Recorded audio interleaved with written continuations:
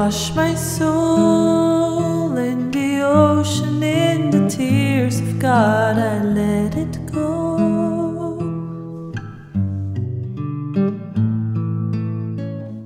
Hello, my astrology friends around the world. This is Lada from AstroladaOfficial, and we're talking today about the change of signs of the nodes of the moon, also known as Rahu and Ketu.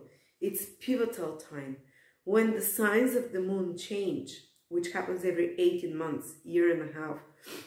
The karmic lessons in our lives and the fated events in our lives also change.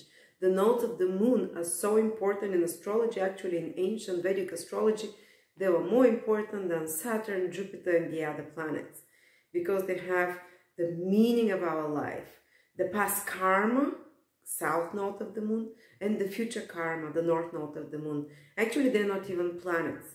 South node and north node of the moon are 2 points in skies where the orbit of the sun crosses the orbit of the moon, the two lights in our sky.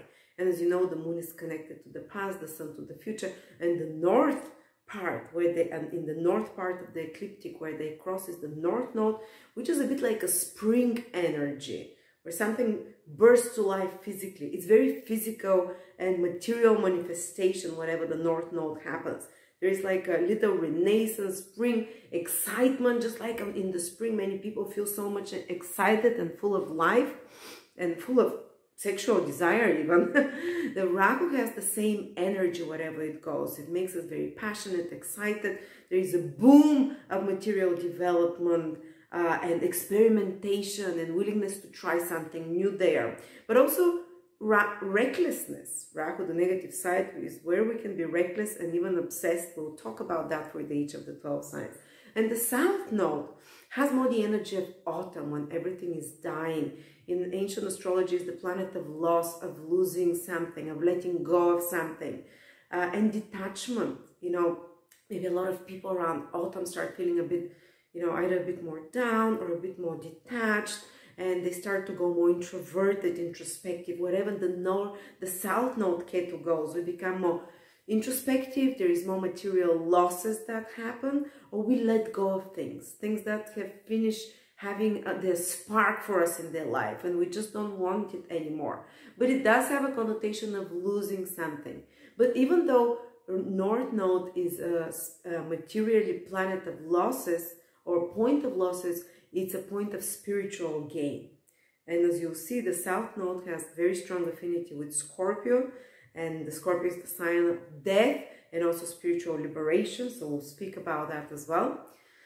But yeah, let's see how they're going to affect first the world, speaking generally, the world events that we can expect, how I interpret it, and then on a personal level for each of the 12 signs, especially the ascendant signs are very important. And you can look especially from the moon signs as well, because these are the nodes of the moon. And let's start with, oh, I just want to tell you that just for a few days, I'm doing a discount on my 2022 videos. For each of the 12 signs, each video is 2.5 hours long, and it's very detailed, month by month, what will happen for you in my own style. If you like how I teach, how I talk, you'll probably enjoy those. These are my best-selling videos. And also my 2022 calendar, which is down from $30 to $20, 130 pages of all the astrological events that are going to happen in 2022. The invisible planets, visible, and so on. Okay, now let's start. The nodes of the moon changing from Gemini, where Rahu was for the next 1.5 years, and it's changing from January 2022, from around the 19th. So for the last 1.5 years, Rahu was in Gemini, and we probably saw that there was an explosion of social media, news, everyone was online. Gemini rules all of those things. People got a bit addicted, not a bit, a lot addicted. Even education became online, because Rahu is a planet that also rules technologies. And now it's going to move into Taurus for the next 1.5 years. While Ketu is always the opposite point. Remember, it's an axis.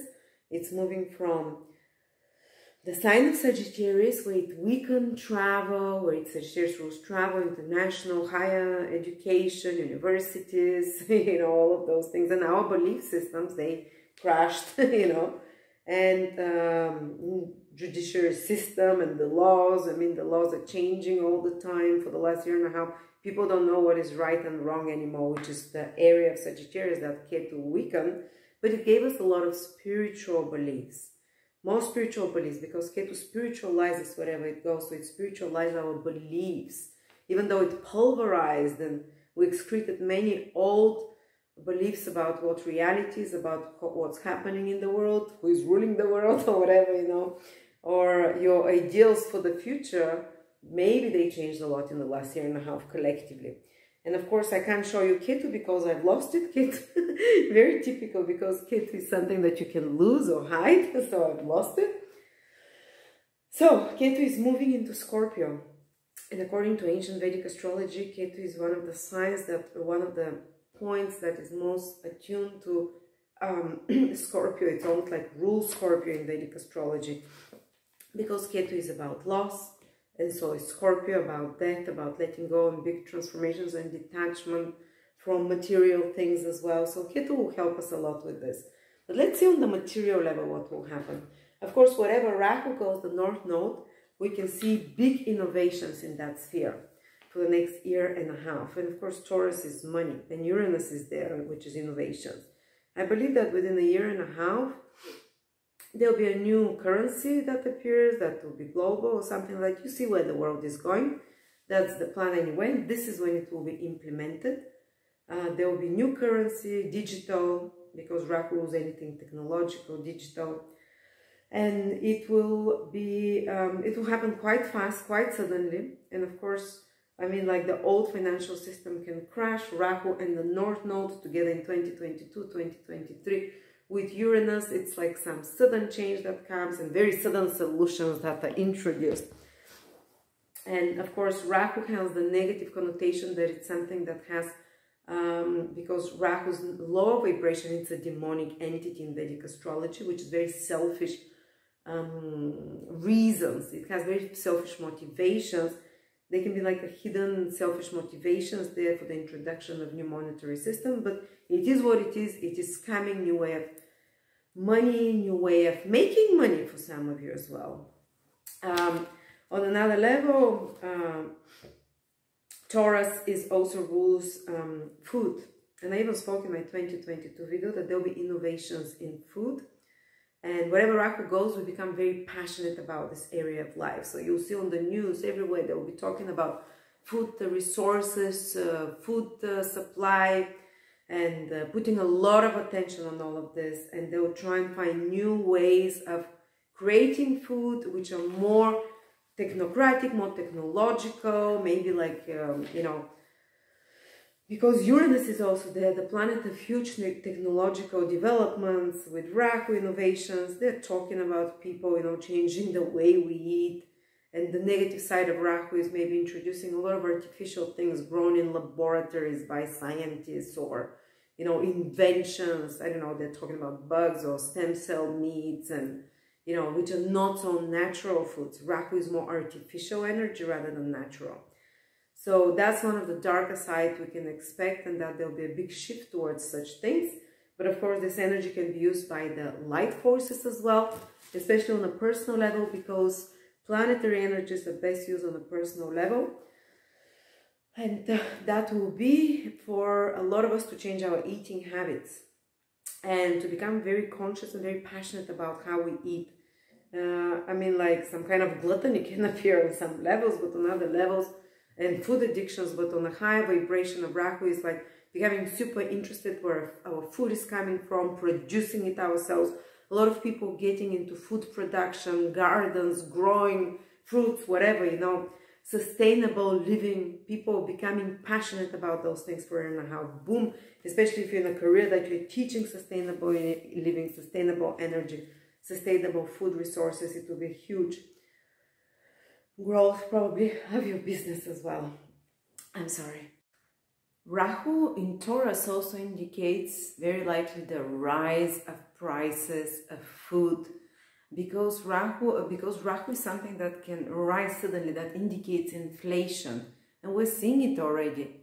Even before Rahu has entered into Taurus in the last few months, There is inflation about any kind of products, not only food, but everything. Taurus rules everything that comes from the earth above. And Scorpio, the opposite sign, where the south node is situated, will be situated for a year and a half, is everything under the ground. Scorpio is underground, Taurus is above ground. So, fruits, vegetables, food of any source and any resources that come above the ground, like wood material and stones and anything for building that comes from above the ground. The prices of those things will be rising because of rising inflation. Well, everything that is from below under the ground, which is ruled by Scorpio, where Ketu will be the south node, which weakens whatever sign it goes into and whatever it rules, will probably lose some of its value. What comes under the ground? Maybe prices of petrol, or maybe prices of materials from under the ground like gas, coals, or there will be weakening of any such kind of industries connected from things that come from under the ground. Maybe, I don't know, also diamond industries and such things, but precious stones, probably they're digging them from under the ground. So such things will lower their value, but especially, those kind of gases, coals, and so on. Scorpio also rules nuclear energy. One of the things, because when nuclear energy was discovered, Pluto was just discovered as well. So we've always correlated nuclear energy to Pluto, because it also has incredible destructive force, just like Pluto does in Scorpio. And it's invisible though, the atomic energies on the atomic level is invisible, like the planet Pluto, which is tiny, invisible, somewhere at the end of our solar system. But it has incredible power, so maybe something will happen with weakening of the whole nuclear, maybe like even Trifon Nikolov says, that there might be some kind of nuclear crisis that develops, which leads to maybe reducing more the nuclear energy that we use, and so on. So yes, the value of Taurus, things will rise, plants, food, trees, food, things that we manufacture from such things. While the value of Scorpio, things and all scorpionic industries can weaken. Well, there is a good side to Ketu in Scorpio, though, because Scorpio rules some of the very mafia-like organizations. Funny enough, Scorpio rules the IRS, or Inland Revenue, whatever you call it, the taxation office, and it rules the mafia, and it rules any kind of institutions that by force are trying to make people do things, like the military, for example, because, everywhere where there is force and coercion of some sort, there is Scorpio energy there. So there will be, with Ketu there might be a crisis in such institutions, crisis in institutions connected to taxes, crisis in inheritance, insurance companies are also Scorpio.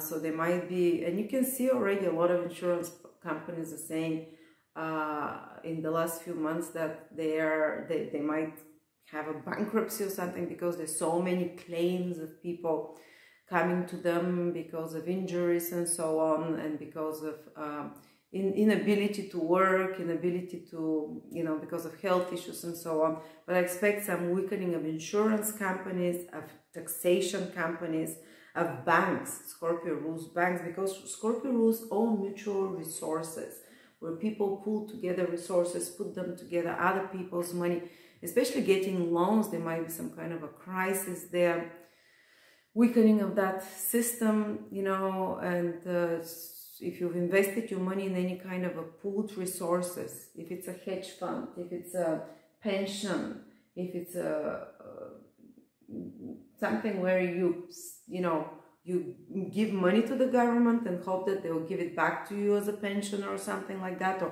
in some kind of stock markets is Scorpio as well, where pooled resources from different sources come together. So I expect Ketu to weaken all such institutions, all such, scorpionic stock markets, pension funds, hedge funds, inheritance funds, taxes, and taking loans, and crisis in banking possible. Cannot tell you where exactly it can happen. We have to look at the triggers over the next year and a half, but for me it's happening, like the whole, it's the axis, the fated events that are happening. Rahu Ketu is happening on the axis of money, whether it's your own savings, Taurus, or money that you've put in banks and with other people, Scorpio. There will be, you know, some big fated developments there. And another thing that Scorpio rules is the cabal, the deep state, anything that is hidden and exerts control over others, the mafia as well. So I hope there will be weakening in such institutions, so call them whatever you want, such formations. There will be, Ketu removes barriers of every sort as well. So maybe there will be a removal of the facade that those corporations or those institutions carry, and that it's kind of the true face can come out in some way, and weakening overall such institutions. Also, any kind of hidden money, Scorpio, whether it's in the Bahamas, in offshore, whatever, again, there might be an attack or kind of a weakening of the possibility to do that, to hidden money, whether you're a big corporation or whether you're the average Joe that is not declaring certain money for taxes. There might be a way that you will not be able after the next year and a half that passes with Ketu there to have like those safe havens for hidden money or undeclared money of some sort. It can hit big companies, but the small person as well. The one interesting thing though is that we have to always look when the nodes are changing signs, where the rulers of the two signs they're going to move into.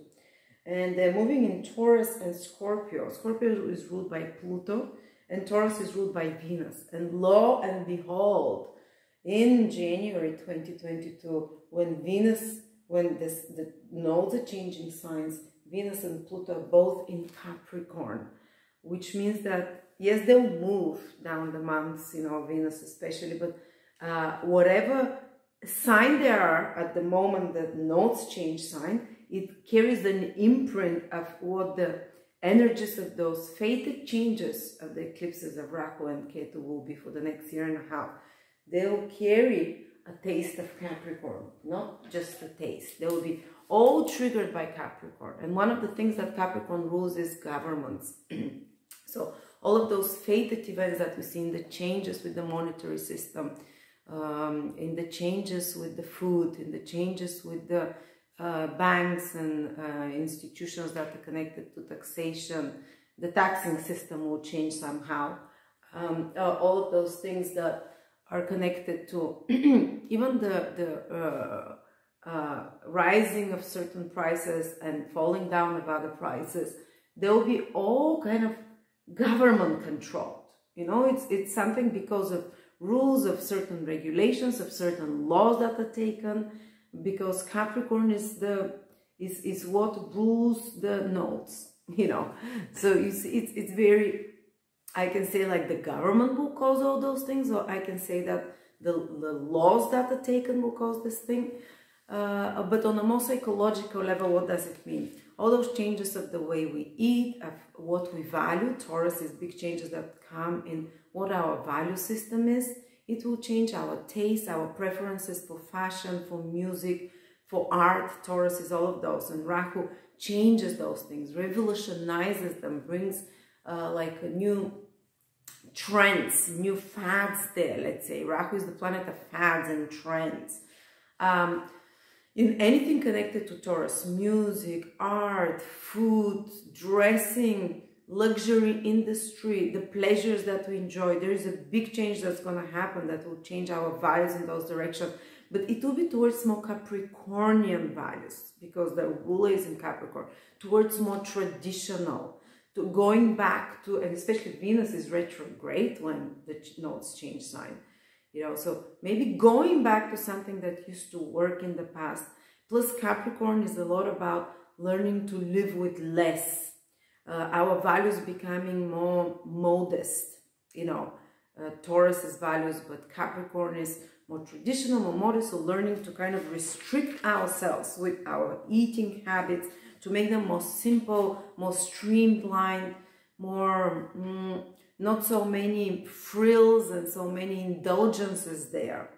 And to be honest, because this cycle will carry on for 19 years. Rahu transits Taurus once every 19 years, the North Node. So for the next 19 years, this energy of more constriction when it comes to Taurian things, of food and taste and fashion, and what is, how we enjoy ourselves, Taurus, will go towards some kind of regulation by governments, towards some kind of constricting, tightening, or more personal responsibilities. And Taurus rules our resources.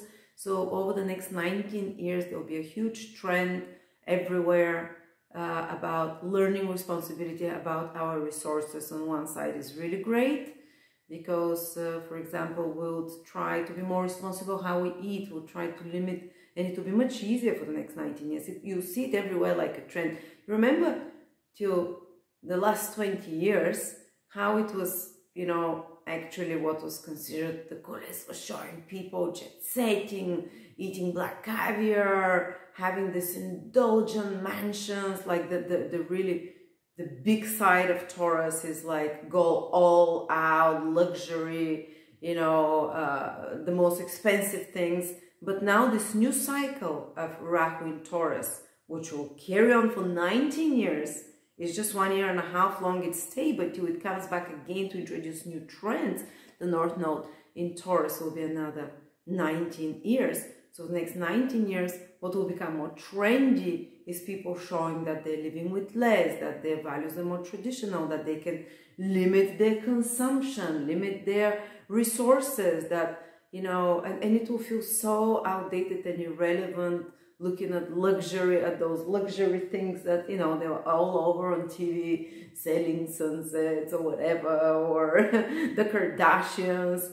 Our values will totally change towards, again, towards Taurus's values, but through Capricorn to way more, and Venus is with Pluto, to way more control, to way more self-regulated, way more recycling. Capricorn is a lot about taking something old and recycling it, towards limiting your energy consumption and so on. But it can also be used to control people through the resources that they're using. Limitation of how much food you can have, how much fruit and vegetable, how much meat, how much clothes are available for you. I won't be surprised, it's not, I don't know if within the next 1.5 years, but definitely within that cycle of you know, Rahu in Taurus, which is 19 years, if there won't be rationing for those Taurian things, something that we consider normal commodities or luxuries of everyday life, that there will be rationing of the foods, rationing of the clothes, of energy that we're using, and so on. Interesting times.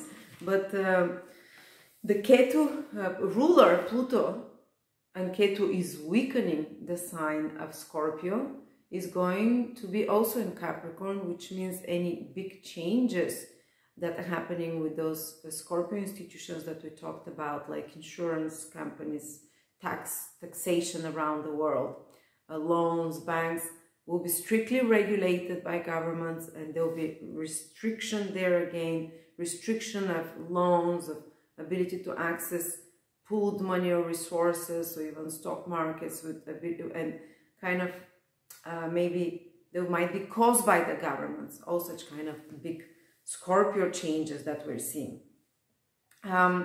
Also, inheritances is Scorpio. A lot of people might lose, as I said, Ketu is the energy that you lose something material. They might lose their inheritance.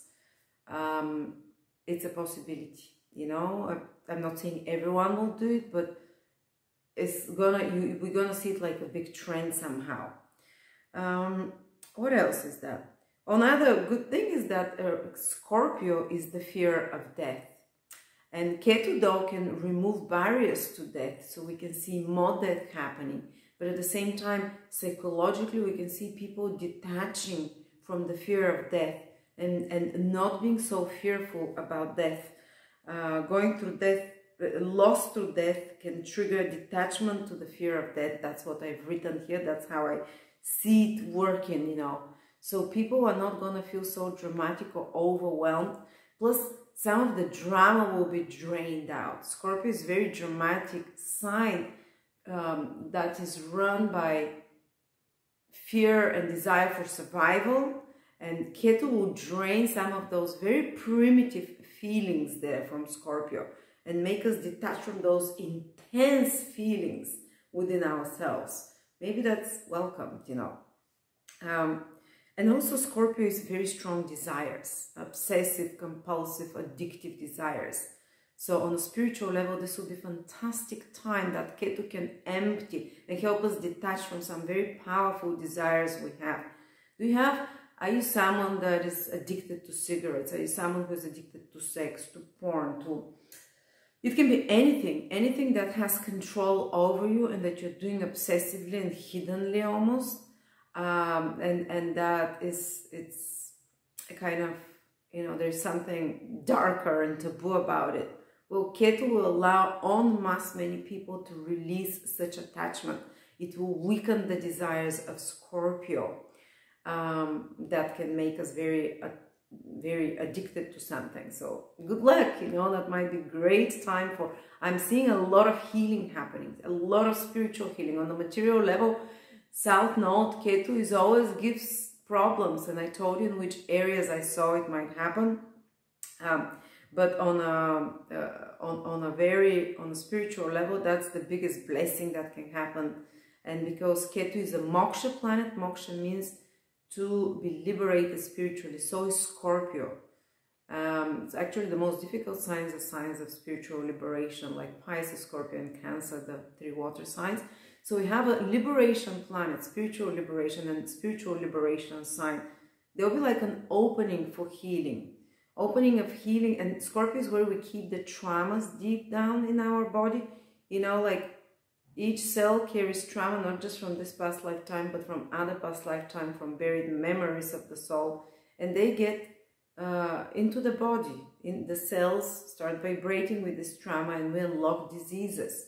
Or we trigger, these traumas trigger those diseases. So I expect like kind of a healing, miraculous healing happening en masse. Maybe you've carried the disease for a long time, or a health condition, or a mental health condition that you're not even sure where it's coming from. That's been, you might even think it's genetic or it's chronic or whatever, and you just learn to live with it, but it's actually caused by deep pain within you, in your cellular level, some trauma that you don't even remember. Well, Ketu transiting Scorpio can unlock that and empty it. Remember, Ketu is the tail of the dragon in ancient astrology, where you empty. It's the anus, so it's Scorpio. Scorpio rules the anus, Ketu rules the tail of the dragon, where the anus is. So you have a double whammy detoxing influence of toxic feelings here, and releasing. And with this release, it might be even a subconscious process you're not aware of, and suddenly you're healed from some physical disease, from some physical health state, from some long carried mental and psychological and emotional pain that you've been carried, that you release. Another thing that it says in ancient texts is that Ketu removes the effects of a snake bite and illness arising out of the poisonous matter entering one's body. And I'm thinking, if people feel like they've been poisoned by something, vaccines or whatever it is, or any kind of illnesses, healing from there might be healing, possibility for healing and detoxing very powerfully, because ancient text says Ketu removes the effects of the snake bite and the illnesses arising out of the poisonous matter entering one's body. So a lot of illnesses that are due to poisonous matter, whether it's toxicity in your environment, from chemtrails, or from poisonous psychological environment, emotional environment, like abusive environment, Ketu will help release those. That's why I'm telling you a lot of spontaneous healings. Or if you've had some kind of poisoning by, nowadays, a lot of the, you know, that medicine, conventional medicine is the second biggest cause of death. It's not, and mistakes with conventional, it's not some disease or whatever, it's medicine. So the effects of some poisons in ourselves, can be released. And again, I think also I see a lot of people maybe giving up bad habits as well, poisons that they put in their body, detaching from this obsession with this, from the emotional attachment to that. Of course, Scorpio is the sign of sexuality, and especially the darker side of it. If there was some sexual misconduct, Ketu will kind of give the passing there, because Ketu is a very karmic planet. It gives the karmic results of past misdeeds, of sexual conduct, or sexual misconduct. You'll see a lot of people who are cheating or who are having unhealthy sexual life, like, you know, over abusing the sexual energy. For example, if you have too much sex, it's again an abuse of the sexual energy. They'll see repercussions for that. They'll see a weakening of health. They'll see certain effects in their life because of past sexual or continuing sexual misconduct. On another level, people that have sexual traumas, you know, many people, maybe every second or third person has some sexual trauma, will feel a healing from it, because Ketu can release that poison, that pain from it. Plus, I see a lot of psychological breakthroughs. Ketu in its own sign to release. Scorpio rules psychology, the deep buried traumas. I think a lot of people will really benefit with being with a psychologist, or even without that, just delving into some kind of a self-introspection, because Ketu is very introspective about their own motivation, about their own hidden feelings and desires. They'll have a powerful breakthrough, almost like intuitively. Without it will come. Ketu doesn't think too much. It feels it with the body. It just has a body, and there will be a release through the body. So first, if you start seeing a lot of detoxing, kind of worsening of your health, like flu-like symptoms, or kind of cysts and rashes, or overwhelming feelings first coming in, it's almost like the release of those the poisons in your emotional, astral and physical body.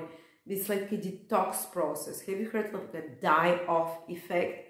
If you're detoxing from candida poisons, it first gets worse, the poisons need to come to the surface. There is some healing crisis that happens, and then you're freed. So I expect to see a lot of those things in many people happening. Plus, Scorpio rules the chakras, the 7 chakras, all openings on the body, whether it's the anus, whether it's the other invisible openings in the body, where there is an exchange of energy with the other sources. So these are the 7 chakras. In, you know, the Kundalini is depicted by a snake, which is very scorpionic image. And Ketu removes barriers to this. That's why it's a very initiation combination. South Node in South Node in Scorpio. I think that there will be some spontaneous access to higher realms, unlocking of your chakras, your psychic abilities, astral travel. Ketu is the planet of astral travel in Scorpio, the sign that rules the openings in the body, the chakras, you know. So there might be, especially people that spiritually prepared, that are more active with meditation or more introspective, they can have mystical experiences, or kind of like very transformative healing, spiritual, deep initiative experiences, so to speak. Okay, so, you know, Ketu is a worldly malefic, but spiritual benefic. So the spiritual benefits will be incredible. Losing the fear of death for some of you. Losing some of you because they would experience near death, in a sense. They might see the other side, especially if you have out-of-body experience. You're not going to be afraid of death anymore, because you see it's actually a release and that's where the real life starts. But okay, that's going to be a kind of like a massive revival that I see on a spiritual level. And occult secrets, Ketu removes barriers to occult knowledge, to occult secrets. I think people will be downloading secret information and deep insights without even researching. It's kind of, it just comes in them. They'll feel it with their body. But now let's focus a little bit sign by sign, how it is going to affect each of the 12 signs. And I would advise you to check your ascendant sign, also your moon sign, because the north and south node, they're the lunar nodes. So you notice a big influence if you take your moon sign and listen to the nodes. Also, the sun sign is always important. For the last 2000 years, the sun sign becomes more and more prevalent because we become more free human beings, because the sun is the free will. Human beings have very little free will till recently, you know, and that's the sun sign, that's why it's becoming more important. But the ascendant first, the moon and the sun. So if you're an Aries, sun, moon or ascendant, the north node is moving into your second house in Taurus, while the south node, Ketu, into your 8th house. For you, as an Aries, and I'm an Aries, there can be, you know, increase of opportunities to make money from new resources, because Rahu brings material results, and it might be very sudden ways, like suddenly you can find a new way of bringing income, or a new way, a new place to invest money that is very different than anything you've done before, because Rahu is something very innovative, very different. You might get into very innovative currencies like cryptocurrencies. I'm an Aries, who knows? From the next few months, you might be paying me with Bitcoins or something, introducing it to the website. You might get into such kind of a new technologies about money. You might get very passionate and excited about money, or about learning about money, about learning about resources. But you might get very passionate and excited about other second house things like food, like growing food, like gardening, like cooking, like preparing meals or experimenting with foods. If you're someone that is very stubborn about what they eat, I think Hugh Hefner was an Aries as well, but he would always eat the same things every day for all his life, you know. But now with Rahu in your second house, for a year and a half, you might actually really try different diets, something you've never done before, really make some fated changes. And because I told you the ruler of your second house, Taurus, will be in Capricorn, there will be a tendency towards ability to restrict yourself more with those new food choices that you make, to limit yourself somehow more. And I hope it's not poor or nutritional choices that you make, but that they're more responsible. But again, as I said, increase and even fascination and obsession with resources and money and assets and beautiful, anything connected to beautiful, gaining valuables, maybe getting a new wardrobe that will look very different over the next year and a half to experiment with. Maybe really changing, you know, the collections, getting new collections. Is it the books? Is it the whatever it is, like starting to collect something, or, you know, or starting to grow your food, or such kind of things. Getting very much into resources and to things connected to nature as well. Oh, and then Ketu will be in your 8th house. So if you're Aries, you might have to, there might be some losses that come to you from if you have mutual investments with your partner. For some people, it might mean financial support that they've been relying on, maybe salary from their partner, or maybe some kind of a stipend from the government. It might disappear, but only so you can find new ways to be more self-sufficient and support yourself, and to be more self-reliant financially with Rahu in the 2nd house. Rahu will find new ways, but you might have to release some kind of dependence on another, whether psychological, emotional, but especially material. There might be a weakening of the finances, or money that's coming to you from others can be less. You know, if you're relying on a partnership with others, or money that comes to you from some collaboration might weaken. Or if you have some insurances or inheritances, or some kind of something connected to taxes, there can be a weakening of such matters in your life, that there's some losses through such things. So if you have money invested in stocks, money invested in some hidden money, or some kind of connected to insurance, connected to pension funds, you know, there might be some losses through such things. But again, for you Aries, there is a deep psychological release of traumas of hurts from this lifetime and past lifetime, spontaneous healings, that everything that I was talking about before that happened through Ketu in Scorpio.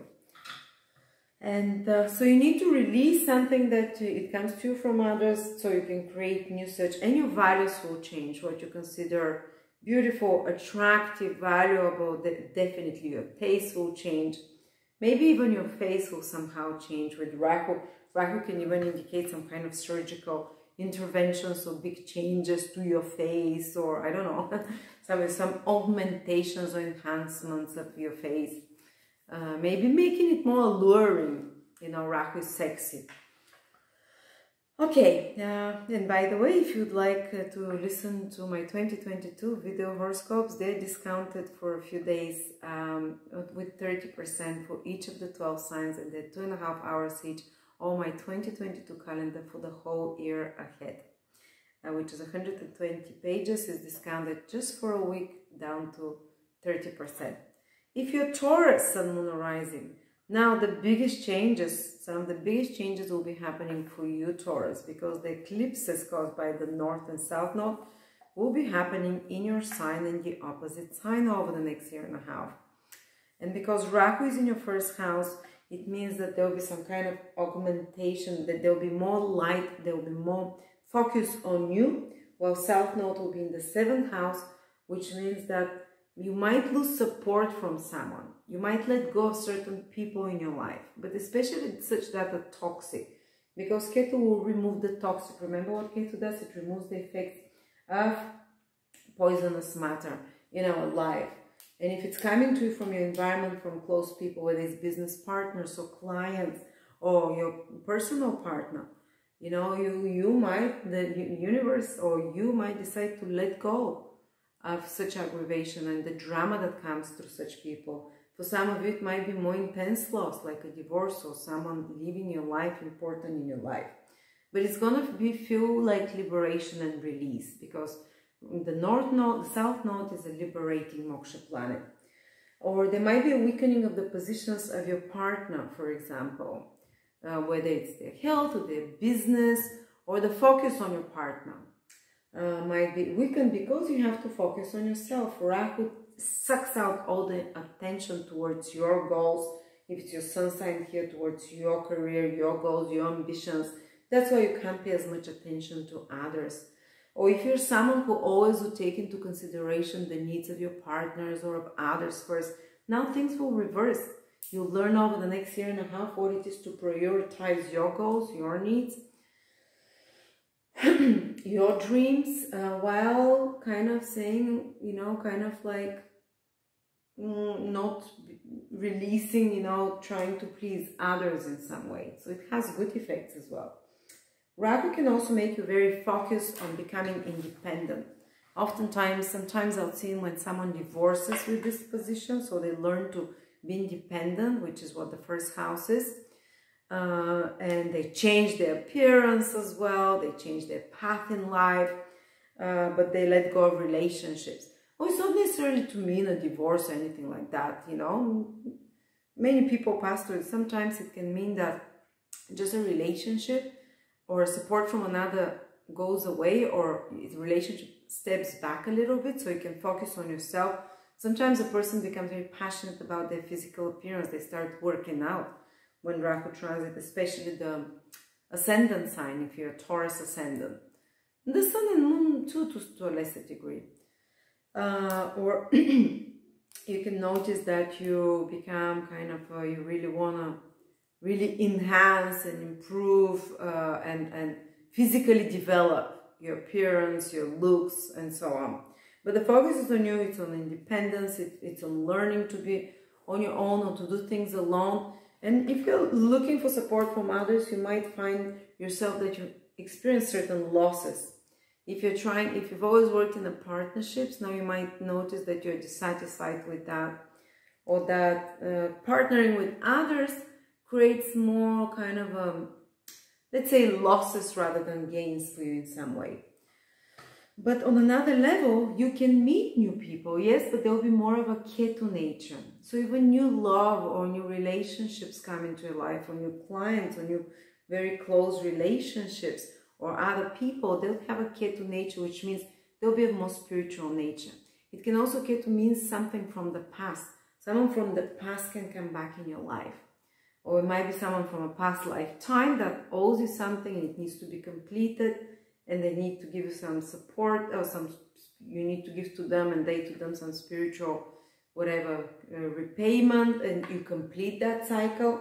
Or someone that actually from your life now that you remember that comes from the past and comes back into your life, you know.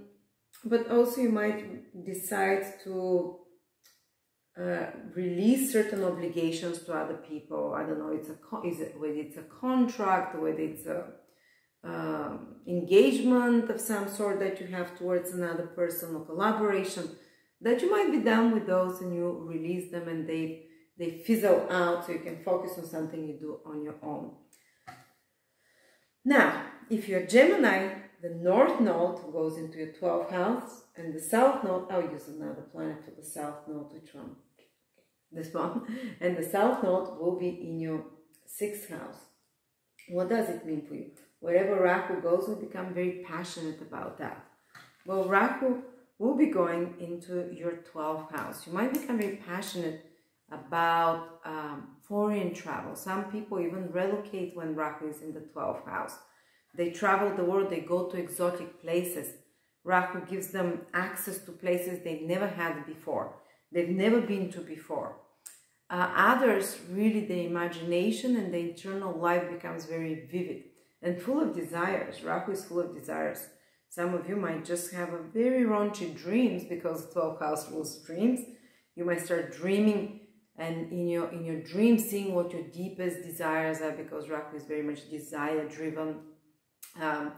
While others might actually, the imagination might be very kind of stimulated. And if you're someone who is a writer, poet, someone who, I don't know, anything that uses the imagination, a designer or graphic designer, this is the 12th house. Rahu will really stimulate you, and actually can have a great sudden rise in your career as anything creative, anything that uses the imagination. Or if you're in another 12th house career, like in medical careers, in the healing arts, in spirituality of any sorts, in mystical teaching or psychology, or if you work in foreign, you know, travel of some sort, or foreign import, export, this Rahu can give you material gains through such things, through such 12th house things, like a foreign investments, for example, or you can gain something and new experiences in being in foreign countries, or you can gain by foreign import, export, you can gain through something, you can get very passionate about spiritual research, you can get very passionate about examining mysteries and secrets of some sorts, or your own spirituality, examining your own subconscious. You can get very passionate about psychology, or working with a psychologist or astrologers of some sort to examine those secrets of the invisible world of the 12th house. Or if you just happen to have a business that is 12th house, you know, maybe you make meditation videos on YouTube, or maybe you make some healing sounds, or you know, anything 12th house, or just music for someone. Again, you expect kind of a blossoming, a spring in that area of your life. Or some of you can just have a bigger bedroom because the 12th house rules bathrooms and bedrooms, where we go and do our private thing or where we sleep. Some of you might just expand the bedroom, bathroom, something like that. At the same time, the South Node will be in your... Okay, one thing though, it can really, Rahu can really spur your imagination into some kind of fears that are not really real, because it stimulates the Rahu is also the reptilian brain, which creates the fears, going to the 12th house of the subconscious and the imagination. You might find yourself plagued by certain fears or even addictions. 12th house is one of the houses connected to escapist behaviors that Rahu can amplify and increase. So if you're Gemini, just be a bit more careful because your desire, for example, to drink or to whatever hidden vices you have can amplify, can intensify, even become obsessive, at least at the beginning. And hopefully this can bring awareness to you, and you can make something really new there to change those patterns of addictiveness or of self-sabotaging behaviors, because Rahu also allows for intervention of some sort, to break through old patterns, introduce something new that can, some kind of a substitute to those self-sabotaging or addictive behaviors, to experiment with something new, to be willing to look out of the frame, the normal frame of things, and to try something different. But initially there might be amplifications of such, let's say, hidden behaviors, even affairs. 12th house is the enemy of the marriage or committed relationship, because it's the 6th from the 7th.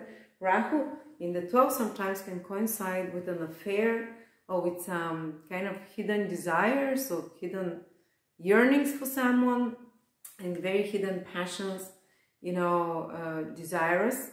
Another way to counteract that is maybe to do some role-playing, because Rahu wants something new.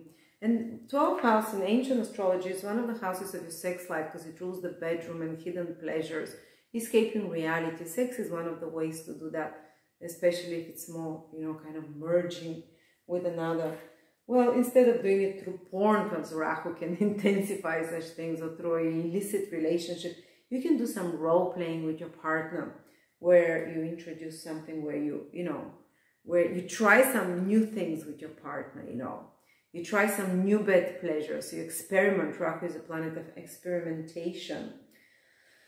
Then the South Node will be in your 6th house, Gemini. It can weaken the area of work. For some of you, it can mean that Rahu opens up here opportunity not to work for a bit, to travel, to take holidays more, to be more focused on exploring the soul and internally yourself, psychologically, or towards exploring, or towards traveling, or towards taking it easy and having a break, becoming or meditating more, you know, while relinquishing and letting go of some worldly responsibilities, because the 6th house is the humdrum of everyday life, the errands that we have to do, to keep the house clean and tidy, the job responsibilities we have, responsibilities towards employees or towards our children and family, all kind of those things that we have to do to maintain our life, but that are kind of a chore. It's like the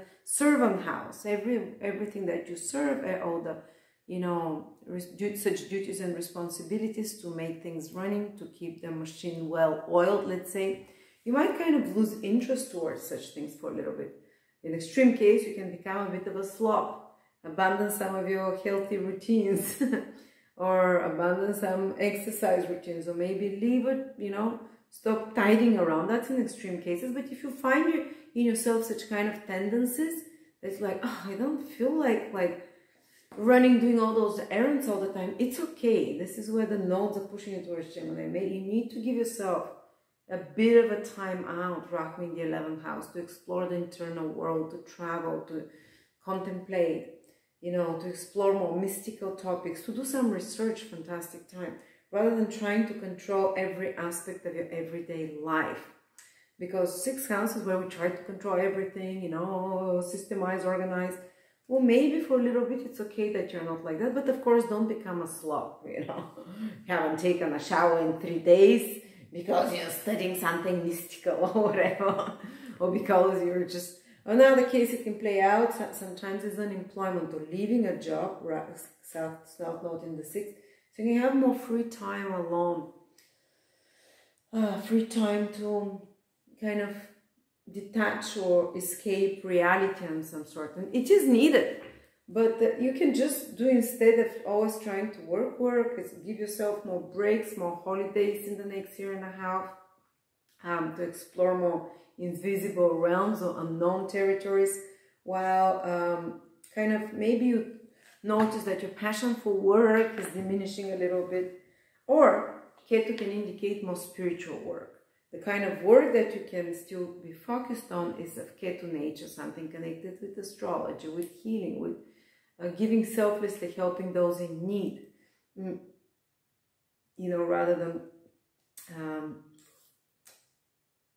or some people might just find themselves they're doing their work on autopilot for a little while, because there are other more interesting areas they have to explore. This 12th house that we talked about, whether it's their sexuality, whether it's their dream world, their subconscious, other countries, mystical teaching, or some research. That's why they do their errands or their everyday kind of work responsibilities on autopilot. Sometimes you can lose employees when Ketu is in the 6th house.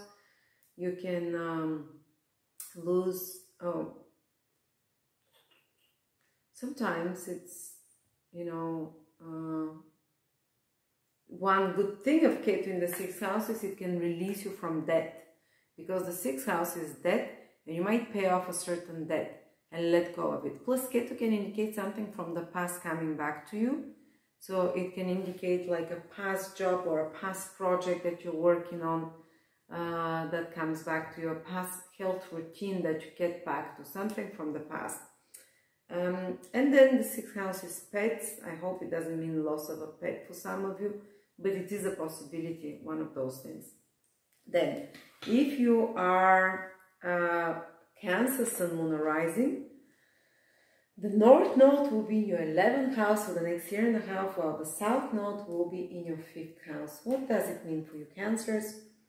Well, you become passionate wherever Rahu goes. Well, Rahu will be in your 11th house for a year and a half.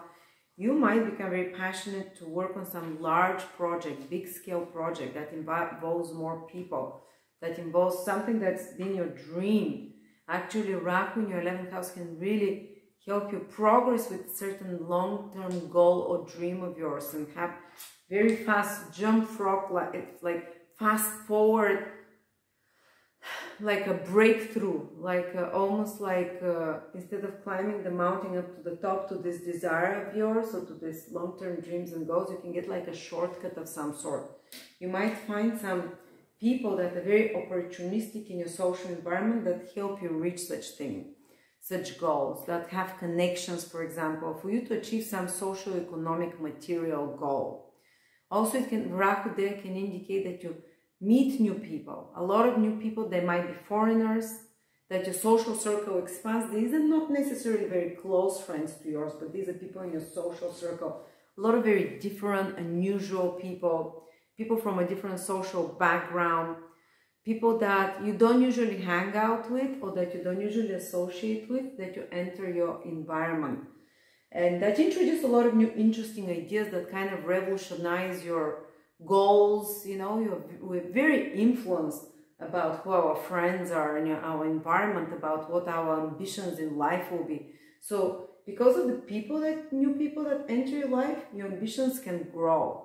Because Rahu is more ambitious, Rahu is more material. You can, for example, be surrounded by more rich people, by more successful people, by worldly more successful people, more well-connected, and that drives your ambition and puts you into certain circles that you've always wanted to be part of, or maybe you've never wanted to be part of those circles, but suddenly you find yourself in a new social circle with friends. I just had Rahu through the 11th house, and my group of friends, a lot of new friends entered into my life. And it's Rahu from the moon sign, you know, in the 11th. And it happened that because I moved to a new country, to my old country, but a friend introduced me to a circle of friends. So it's almost like Rahu likes to appropriate others. Something that is already done and created and built. Rahu is like the cuckoo that foists its baby cuckoo in another, to be brought up by other birds. So I suddenly received 10 new friends, friendships that have been built over 20 years for a friend of mine, and suddenly they're all becoming my own friends, like I appropriated someone else's friendship, friends ready-made. But again, you can be accepted into a certain circle of friends, into a certain society or club organization, or you can join certain community. You can become very passionate about building a community, very passionate about connecting with like-minded people, about political, ideological, some other large goal. And that's what we're also connected with those people. They all want to be self-sustaining. They want to all create those new friends that I made.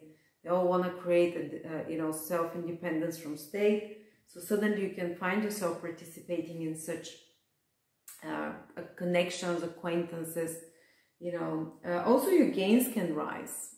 Rahu at the 11th house is gains and rewards for work done before. Rahu can suddenly increase your gains, or if you have a following is the 11th house.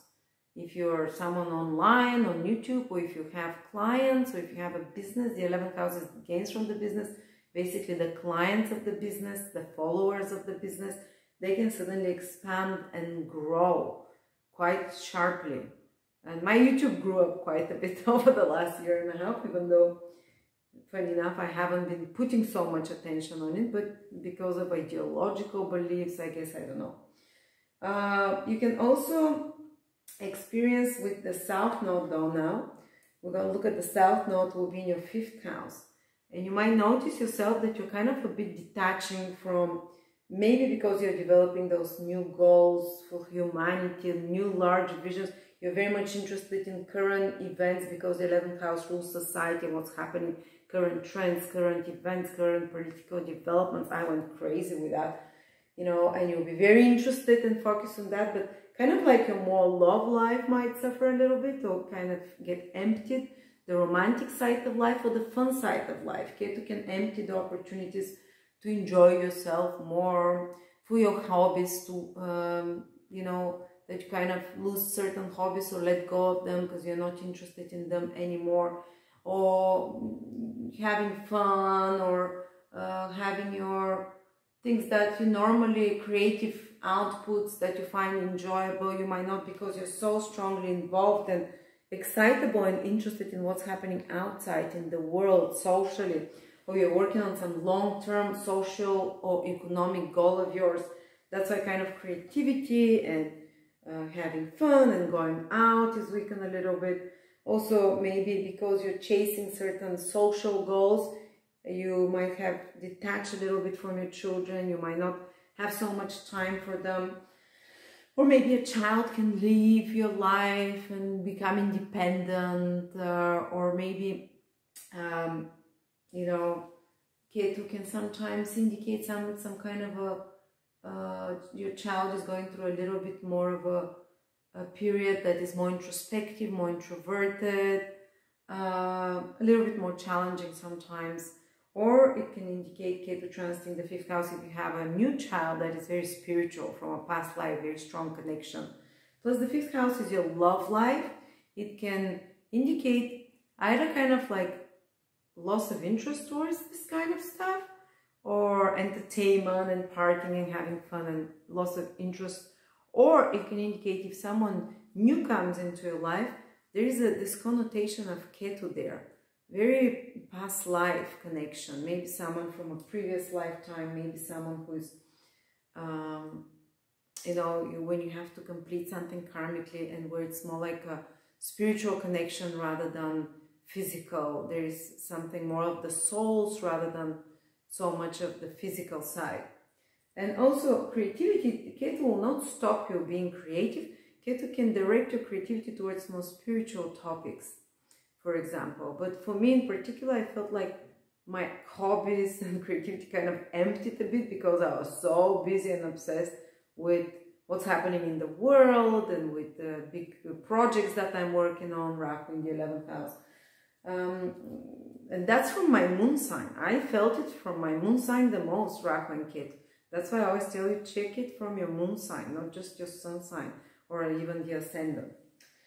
And for some of you, it can mean the ending of some romantic relationships, that you let go of someone, especially if you feel there's toxicity there, because Scorpio can be toxic and Ketu can empty the toxicity of such kind of a romantic relationship of some sort. Or even you might remove certain means of entertainment in your life, which is the 5th house, which are more toxic or unhealthy. And by the way, if you want to hear your full 2022 yearly prediction by me, which is 2.5 hours for each of the signs and is discounted now 30% for just 4 or 5 days, check out the link below for my video horoscopes. Okay, if you're Leo, Sun, Moon, or Rising, The North Node is moving into a 10th house for the next year and a half. So you might find yourself becoming a lot more passionate about your career, about ambitions. Your ambitions are going to grow. There can be a big change in your career as well, with something new that you've never done before, because Rahu kind of allows us to become and take risks and maybe jump into a sphere of career that we're not even prepared for yet. Even if you're someone who always likes to be prepared and plan, now suddenly you can jump with both legs into new waters.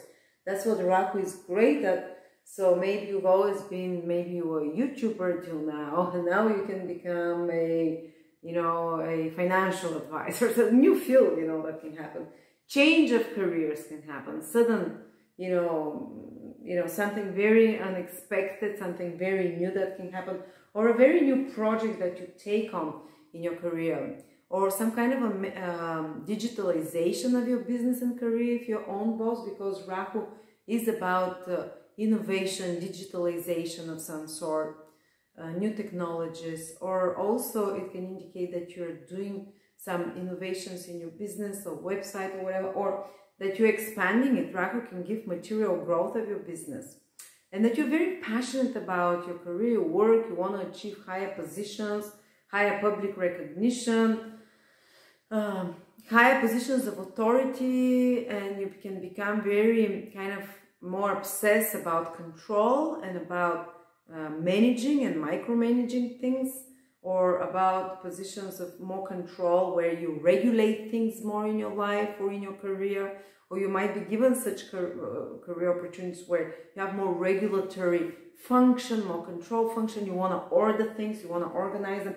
Even if you're someone who is not well organized and hierarchical and structural, like I am, somehow Rahu will give you this passion there to put more structure, order, to raise up your name out there, to put out a public image that is more magnificent, Rahu, that is more charismatic.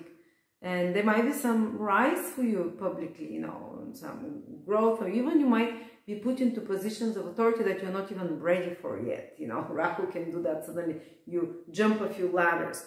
Remember when Rahu was transiting my 10th from the Ascendant, suddenly from working on my own, I hired 10 readers, and suddenly, oh, I'm a boss. I'd never been a boss before, and then suddenly, oh my God, what do I do now?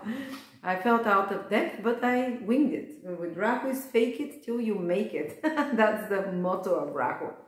And suddenly something with your career, with high positions, or you know, authority figures as well.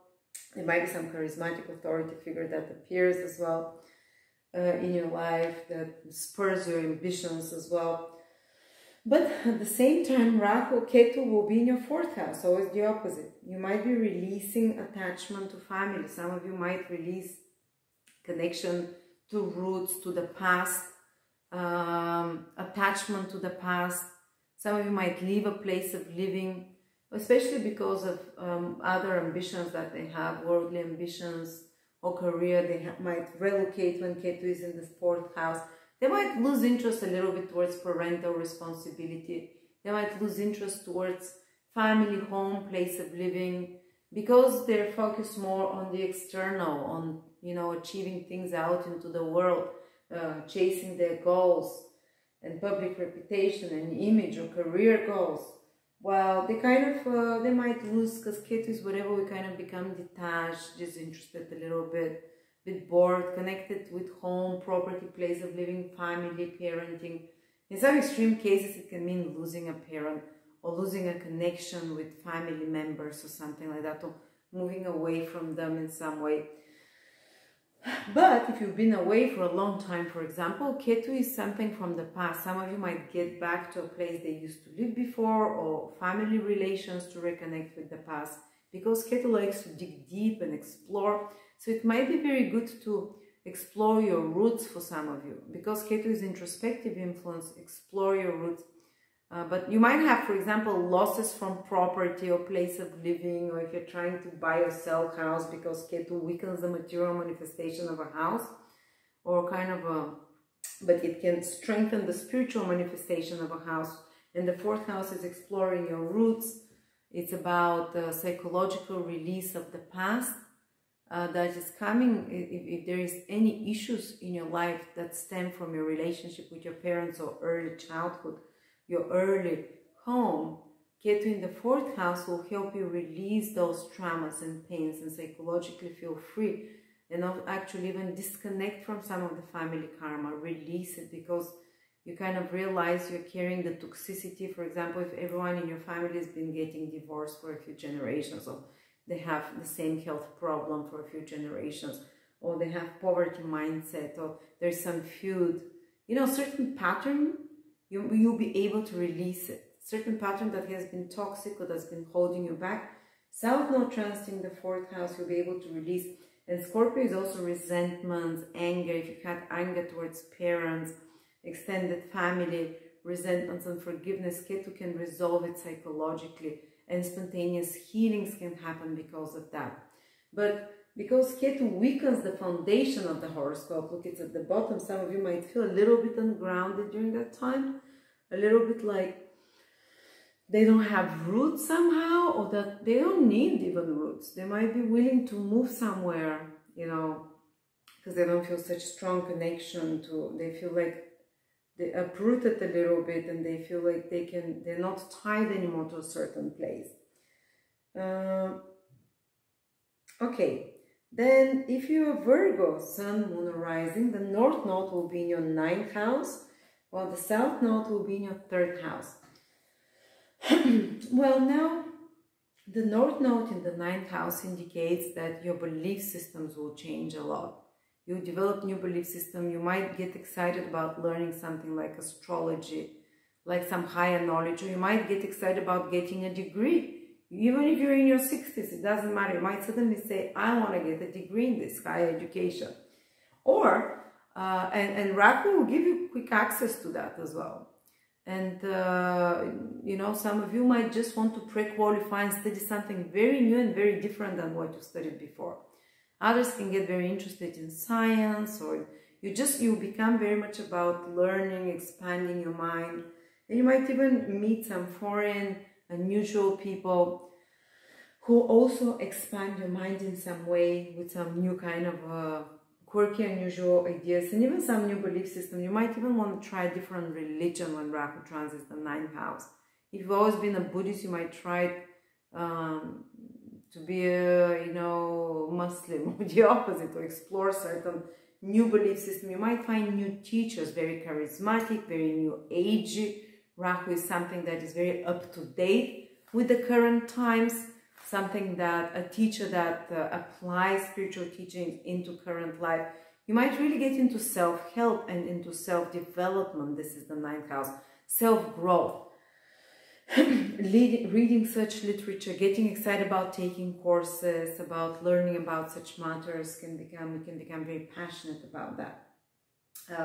You can also travel more. Rahu can give you access to foreign cultures and places to explore, almost like insatiably, because Rahu is this dragon with a mouth. It just wants to take in new cultures, new experiences, new knowledge, new information, new belief systems. So you become a lot more adventurous on those levels, you know. And there can even be some passionate developments in a foreign country or with a foreign person for some of you Virgos. But if you're Virgo rising, now is the time for you to travel, to explore different cultures. If you cannot travel physically, it's definitely going to expand with your mind, with the new spiritual beliefs, with new kind of knowledge, studies, degrees that you might be taking, new teachers, new inspirational figures that you discover, some seminars that you can do, or you might become very passionate about teaching. I think when Rahu was transiting my 9th house, I started teaching for the first time. I was so not ready, but I was kind of pushed into it because Rahu always likes to push us before we're ready into something, way over our head. And I was pushed into it, but I'm so happy, and I faked it till I made it. So you can become passionate about becoming a teacher, or teaching of some sort, or maybe if you start anything, you might become passionate about import-export business of some sort. you know, and it might be very successful. Rahu can give their growth, expansion, with tourism, with import, export, higher education, you know, or very like just reading spiritual literature, higher knowledge. Wow, Ketu will weaken the third house. You might become disinterested in those everyday people around you, the people from your town, your colleagues, your relatives, your siblings, kind of. You might even become more distant with them, disconnect from certain people that have been your mates or in your social media friends for a while. The ones that are quite familiar, the ones that you've had. Some of you might empty their social media accounts. They might even delete them. Because third house is your everyday communication, your everyday exchanges. A lot of them now are online, but they can be in real life, whether it's your neighbors, family, teammates, workmates, mates, friends of any sort. You might just detach from some of them, let go of them, because you're going to explore different people. 9th house is people far away from you, from different states, different cultures, different worldviews. And those ones feel more and more boring to you. Those in your immediate environment, or those the normal, familiar ones. And you might even detach from social media, stop watching TV, stop like kind of constantly filling your mind with the daily news and information and what's happening. And you go on a spiritual quest, or go on a quest that is thinking about way more higher topics, big ideals and visions for the world, rather than everyday business, the third house. You might even find it kind of feeling bored or disinterested, everyday chit-chats and normal conversations that other people might enjoy, that you've enjoyed till now. Just hanging out with friends and talking and, you know, brainstorming, or just, you know, you might find yourself that you either withdrawing, or you don't feel seen there, or you don't feel like, let's say, it doesn't feel stimulating, so to speak. You just want foreign, more unusual things as well. On a more material level, some of you might kind of, south node in the third house can indicate losing a friendship or a connection, or it can indicate some problems with your car or with electronic devices, phones and so on. Just be careful not to lose phones now. In the next year and a half, it's more possible, you know, because Ketu is kind of like absent-minded, and third house rules all of those things. You can lose them as well. So it's time now to develop the higher mind. You'll feel more passionate about that, while letting go of those everyday, the monkey mind. This is the third house, where the mind is constantly stimulated by this interest, that phone call, that TV show, that scrolling through social media. And Ketu can help you, put you in a more meditative state when it's in the third house. So because Ketu empties whatever it goes in the third house, is the internal chit-chat. So that can be very good if you're in a more spiritual state of mind. If you're Libra, Sun, Moon, or Rising, the North Node will be in your 8th house, or the South Node will be in your 2nd house. You can gain by collaborating with others. Money can come to you from others in the next year and a half. Maybe through whether it's a collaboration, a business partnership, or maybe your partner can get some increase financially in 2022 or 2023 till the middle. Or you can receive some money from government or from something else. Or maybe you can start making more money from your clients, you know, in some way. Money comes to you through others. Well, you can lose other things that you considered valuable till now. I remember when I had this transit from my Ascendant, all my valuables, the 2nd house is your possessions, valuables that I've gathered for 16 years in UK, I let them go because I relocated to another continent. I gave them away, you know, so it was like a loss. But I gained a lot more. Then actually my income increased a lot through business partnerships. And so Rahu forces you, or kind of will teach you to look for alternatives through collaborating with others in some way, rather than just relying on yourself. And the South Node here wants to give up something that you consider valuable. Even do some spring cleaning, let go of old possessions, things from the past, things that clutter, maybe do some very big decluttering. Ketu wants it very kind of emptied out. And you make a lot of space for money to come to you from other resources, through support to come to you from others. Sorry about that. On another level, the South Node can empty certain of your taste in the second house, which means you might lose interest towards certain foods or certain, if you have, for example, some people might have food addiction. So we're all kind of addicted to food to an extent. Some might be to dairy, another to meat, another might be addicted to alcoholic beverages, another might be, and a lot of us have emotional relationship with food based on traumas and based on how we feel. Well, Ketu here in the second house in Scorpio will help you detox. Will help you detox from the unhealthy foods. As I said, Ketu removes the effects of a snake bite, an illness arising from the poisonous matter entering one's body. And the second house is the food that we put in ourselves. So Ketu can help you remove some of the poisonous foods or some of the poisonous things we put in the body, and can help us detach from the desires or, let's say, addictive trends we might have towards certain things that we put in our body, in our mouth, in our health. Also, Ketu can help you become more detached towards money and traditional value system, and release certain hang-ups and certain traumas that you have around money and poverty, or release certain self-worth issues. You know, sometimes, because Scorpio is the sign where we experience trauma, and when Ketu transits there, and trauma that we've experienced, in your case, often trauma that you have experienced often hits you on your self-worth, because the second house is self-worth, where Scorpio is. How worthy you find yourself. So you can find yourself that you're dealing with topics about your self-worth, worthiness, and that you're dealing with traumas that cause such kind of sense of low self-esteem, self-worth. And you can empty it or heal yourself from such psychological issues. While the North Node in the 8th house, you can become very passionate about 8th house matters, which is about resources of other people. You can even have gains on the stock market, or gains through inheritance, or through insurance, or through some kind of tax break, or you can get very crafty. Rahu is very crafty and clever and can go around the law in matters about taxation, in matters around stock markets, hedge funds, fundraising of some sort. So you can have gains and growth there with 8th house matters. Hidden money, you know, some offshore or whatever, because you're always the opposite of where the trends are going, because everything's reversing you. You can actually benefit from those 8th house things. Your partner can gain, the finance can grow, or your investments in hidden money and so on. Sorry. 8th house is also the house of psychology. You can have some deep psychological breakthroughs with Rahu transiting the 8th house.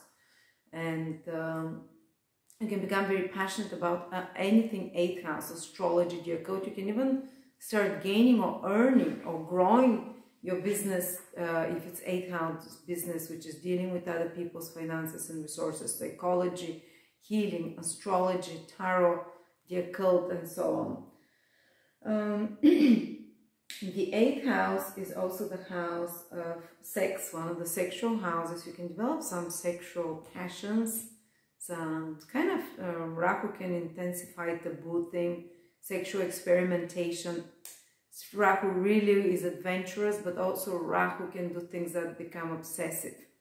And especially with Scorpio, it's kind of things that we do hiddenly, secretly. You know, I hope it doesn't lead to certain sexual obsessions there, whatever, but at least you can experiment more with your partner. It can also break through some sexual taboos and intimacy taboos. You can explore more of the mysteries of the world, and it can be a great time as well for some kind of deep investigation, deep research, delving deep into the secrets of the world. Okay, if you're Scorpio, Sun, Moon, or Rising, you together with Taurus are the two signs that are most strongly affected by the change of the nodes. With you, the South Node will be very strongly influenced. It's almost like you become more spiritual. I just had a friend who passed through the North Node transiting her first house. She was a Sagittarius Ascendant. And she kind of became super spiritual. So for some of you, this is what it can mean, because Ketu is a spiritual influence. And she kind of withdrew from the world and she started meditating a few hours per day. And she started having out-of-body experiences, other realms, big, kind of very spiritual, a new world. And the invisible worlds will open up to her. For those of you who have this slanted mind, it can be when you get access to those invisible worlds, when you can really become more spiritual than other times.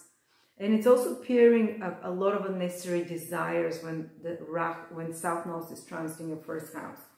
You kind of, you can even become in a more sacrificial state of mind when you're willing to do more for the others, and the ego, you become more egoless. Ketu is very egoless. It doesn't have a head, it doesn't have an agenda. So you can pile up a lot of desires, a lot of layers of passions, and you can become more detached during this time. The drama can fall off gradually over the year and a half. You can get detached from, because you as a Scorpio have very strong desires, very powerful. You feel everything like it's life and death, like it's, you know, in big extremes. And now Ketu is this detaching, the observer influence that goes into the sign of the most powerful desires. It can make you observe it almost like a spiritual, you know, the witness, they call it in spiritual circle, like you become a witness. You're in the center that is calm in the middle, no matter how wild and rough the seas of emotions around you are, you can detach and you can find, like you might be in the eye of the storm, but you are untouched, and you can discover this core witness inside. So it's very spiritual, you know, and learn to kind of balance those extreme amplitudes of feelings. But somehow the focus is a lot, so there's a lot of focus, like you're peeling layers of desire from you. You're going to be peeling layers of your ego, and you can become more humble, even more, you can even hide yourself a bit more. You're not putting yourself out there in the center. Wherever Ketu goes in the first house, we kind of withdraw from the scene a little bit. We withdraw from more selfish desires or from center positions, center stage positions. Well, we give the stage to others. You might play like a supportive role to your partner for a while. Or you might, like when it happened to me, I stepped off a little bit from public exposure, and I was just there to support my husband. And also I partnered with a lot of people. I created a lot of partnership, because Rahu develops whatever house it goes to, and for you is in the 7th house. I developed a lot of partnership and gave the stage to partners and astrology partners and colleagues of mine. So for you, this can be also a wise step to give the mic, so to speak, or to play some kind of a supporting role in a partnership. And the partnerships are the one that pull the train, because whatever Rahu is, this is where the energy and ambition and drive is. You might even find yourself losing worldly ambition and drive for yourself. Kind of, you know, sometimes Ketu in the first can even make you a bit depressed or disinterested, apathetic. You're like, I don't find anything interesting. But then someone very charismatic appears in your life. Maybe it might be a figure, it might be a teacher, it might be a partner, it might be a friend that they kind of, or it might be a business partner that they start pulling you forward. I remember I formed a business partnership then that made me, I lost my ambitiousness when Ketu was in the first house, and my drive, my worldly ambition, because Ketu is the opposite, is kind of more introspection, spiritual, going within. But then I collaborated with way more worldly driven partners. They were like pushing for sales, and they were, you know, kind of they were kind of pushing me forward. So it might be good for some of you, if you're an actor, whatever, to find an agent that pushes you forward, or a partner that makes they're more ambitious and they make the breakthroughs for you, so to speak. Also, it can indicate that your partner becomes more ambitious now, that your partner has some big growth or sudden developments in their life, more, or that you, if you're single, you can meet someone very suddenly. When Rahu and Ketu transit the axis of the 1st and 7th house, this is when, especially Rahu in the 7th house, this is when you meet people that can become very important for you for the next 18 years. You can meet friends that are for life, that change your life, or a partner. You can meet fated partners now as well. I've seen people get married, then people fall in love. But usually when Rahu transits there, the people that enter our life, they are very unusual, very different. Sometimes Rahu is the so-called polluted planet. It might be someone who's been divorced already, or someone who is a foreign or from a different social background, different skin color, different religion, something that is unusual to you. And someone that I was born with Rahu in the 7th house, and I married someone who's been divorced before, for example, and always married foreigners. So Rahu can bring such more exotic people into your life, and you'd notice that you don't find the normal people around you so interesting. You find people that you want something very different. I don't know, if you're Asian, you might suddenly start liking white women or men or something like that, you know, or someone from the other end of the world, or someone from a very different social class. You might be a rich girl and you might fall in love that, you know, with a street smart guy, you know, kind of this, expect some twist there, expect something that can be a bit taboo and scandalize others, but it's gonna be, nowadays not. We don't live in the Middle Ages, you know. Nowadays it's kind of exciting, you know, some excitement. Wow, it's so new, it's so different. And almost like you lose your ego in this person, because the South Node is in your 1st house. You kind of peer layers of who you believe you are, and the inflow comes from another person that's very different than you. And because you're like mold, you've removed your barriers. When Ketu is in your 1st house, you remove your barriers of who you are. You kind of open up yourself, you become more vulnerable, you become like an empty slate, like a clean slate. And Rahu is where you grab from another, you take different, new, interesting, you know, personality traits, and some kind of charismatic person that pours onto your empty slate, new prints, let's say. Also, you can gain more from business partnerships, but be careful with Rahu. There is always one danger that you can attract fake people, because Rahu has fakery in it. One of its law manifestations, Rahu pretended to be someone that he was not. So you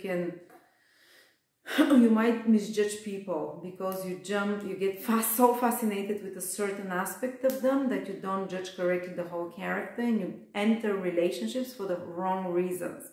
Maybe enter a relationship because you're so fascinated the person is so wrong, or because the person has higher social status, so you jump in relationships. So oftentimes when Rahu transits the 7th house, we would meet people that will bring a lot of new things in our life, that will break the mold around us, but oftentimes we might act in a very inexperienced and very kind of blinded, fascinated way, and very fast. And also agent provocateur, someone that pretends for something they are not. For example, me as a Rahu in the 7th house person, I've had it all my life. Often I've had a few times that someone would say that they were single and I'll date them. Turns out they're married and they have children and I'm already dating them for months. And so be careful sometimes with Rahu. But Rahu can give some amazing things. I talked about them about positive manifestation at the beginning as well. Also, you can expand. You can gain more following, more clients as well, create more contracts, multiple deals when Rahu is in the 7th house. But again, some of them, there might be something tricky there, just to be a bit careful about. Now, if you are Sagittarius and Moon or Rising, Rahu is going to be transiting in your 6th house, while the South Node is going into your 12th house. So it means that we really need to focus more on this North Node here in the 6th house. You might become much more focused on work, for example. While Rahu transits the 6th house for the next month, a year and a half, you might become quite a workaholic or obsessed with work. It might actually become very passionate about innovating your work environment, introducing some new technologies into your work process. New employees, Rahu can hire new employees that are very digitally savvy, or new employees that are very different, very kind of unusual. You can just hire more help at home. For example, when I had Rahu transit in the 6th house, I started hiring people. I never hired people, but I started hiring a cleaner, a nanny, someone for the yard. Kind of went crazy with hiring people, because 6th house is people you hire. And I also hired a lot of other people. I was working, I was always like doing all my administrative tasks alone, everything alone. My ads, not that I do ads much, but it's mostly organic, but my social media. And then I just finally hired 2 people, my brother and my best friend. But still I hired someone and they do an amazing job. I work only 3 hours per week now, just to record the video whenever I can breathe. So I've been having problems with the nerves, which affects me with like something like an asthma or something. So that's why you hear me breathe so difficultly. So yeah, Saturn transit in my 1st house in Aquarius, my nerves are being hit hard for no reason. So yes, so Rahu can make you very passionate about such things. You can hire new employees, or you can expand your business, or you can, if you work for someone else, you can kind of expand your influence at work. You can get some new projects. Plus, there can be some innovations that are happening, or kind of innovations that might feel a bit disruptive, like they're digitalizing your business.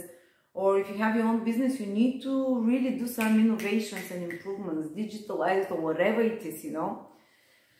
Because Rahu demands such things. Plus, Rahu will make you be willing to experiment when it comes to your work. You might be willing to experiment by trying a new job.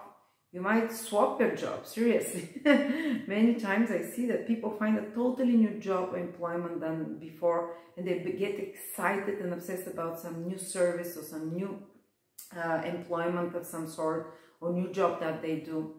Plus, the 6th house rules your health routines. You can become very passionate about your health routines. For example, working out, eating healthier, supplements. Well, I went crazy when Rahu transited my 6th house. Well, with supplements, I started exploring so many different things with names that like I can't even pronounce, and it was interesting experimenting for a year and a half, and I understood a lot about chemistry. 6th house rules chemistry.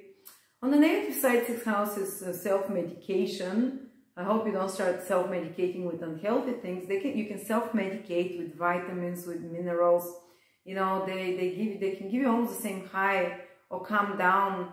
You know, if you have mental health issues or physical stresses, instead of drinking or taking some hardcore drugs or hardcore medicine, you can, because Rahu can make you do that as well. Rahu can put you on very poisonous, toxic medicine. 6th house is medication, Rahu is something artificial or something very, not allopathic, yeah, allopathic. There can be some kind of poisoning when Rahu transits the 6th house from your environment, more toxicity in the environment as well. Be careful for gas around or for toxicity from EMF. It's just when Rahu transits the 6th house, toxicity appears in the environment. But you can self-medicate in healthier ways.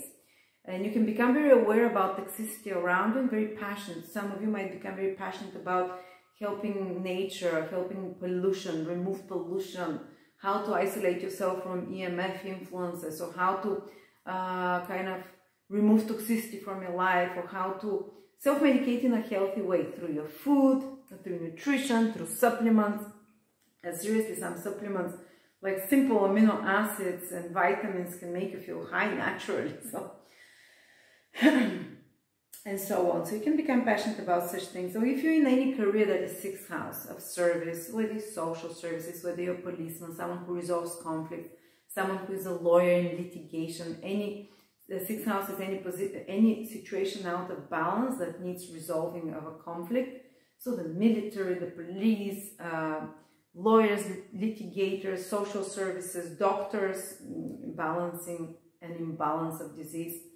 You might have a growth and expansion of your work, maybe too much work. If you're a healer of some sort, you know, if you're a nutritionist, fitness specialist of some sort, this can be a time of expansion of business, of growth, of passion in that direction as well. Unfortunately, sometimes Rahu can trigger health problems as well. And if some health problems appear to you, because the 6th house, the house of disease, often they have a Rahu influence, which is some kind of toxicity.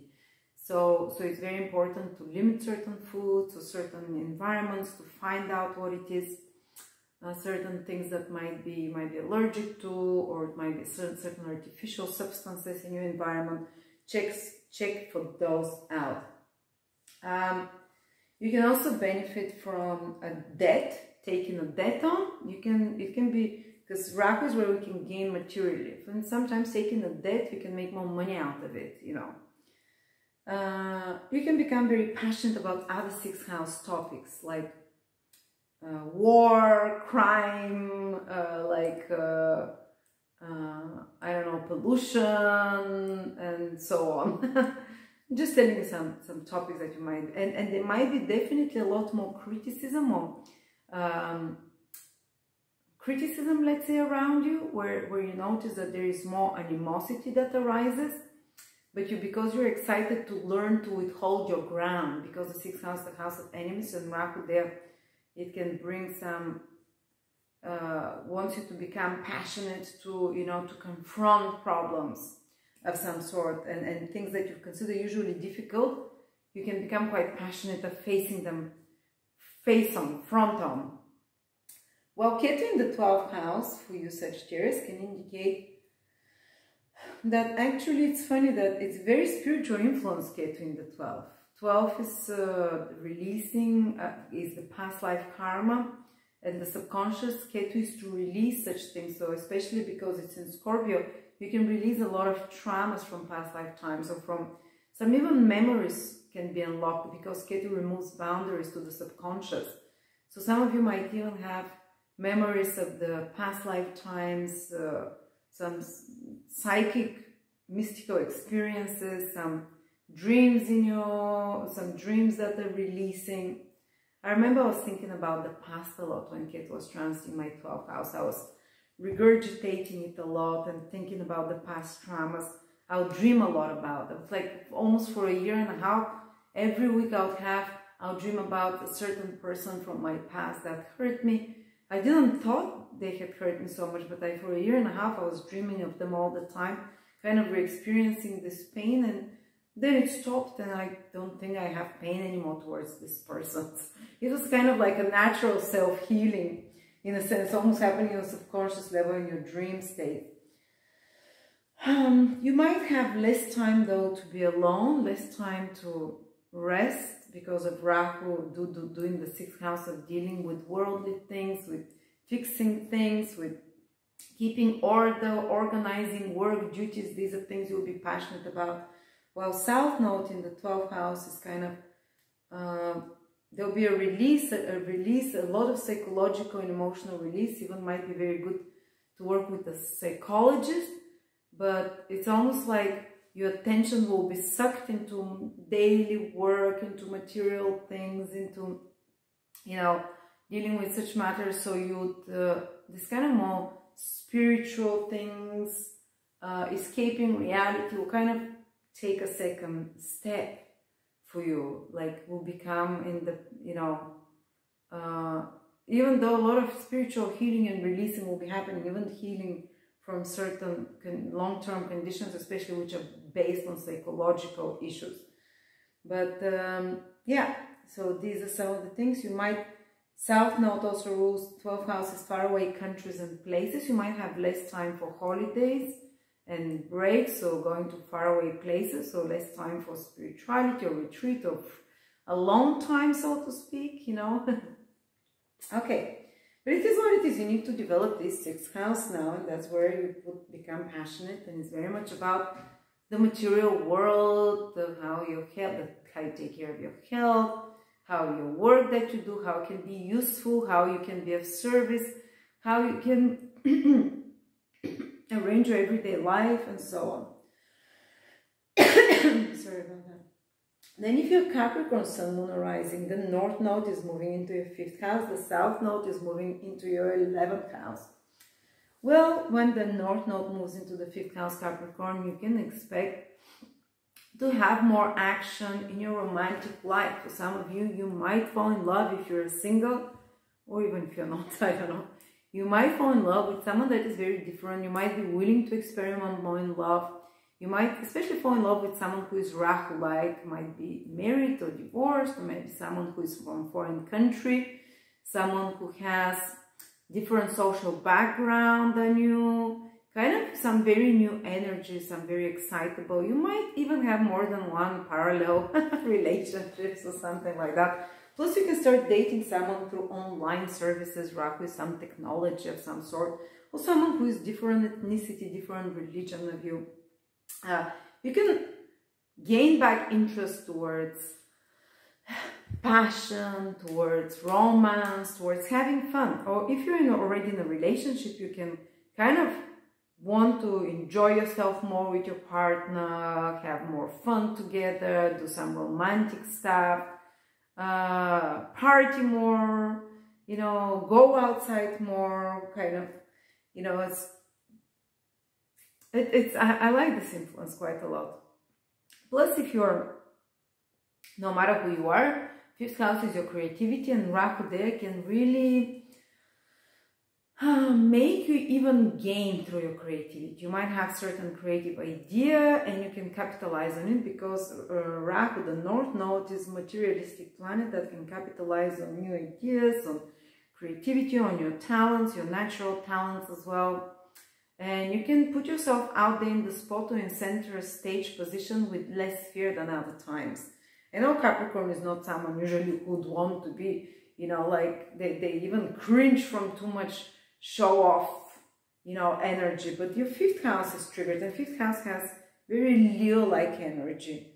And by Rahu there, so you might find yourself that you're really becoming more entertaining towards others. You're willing to put yourself out on the spot in center positions.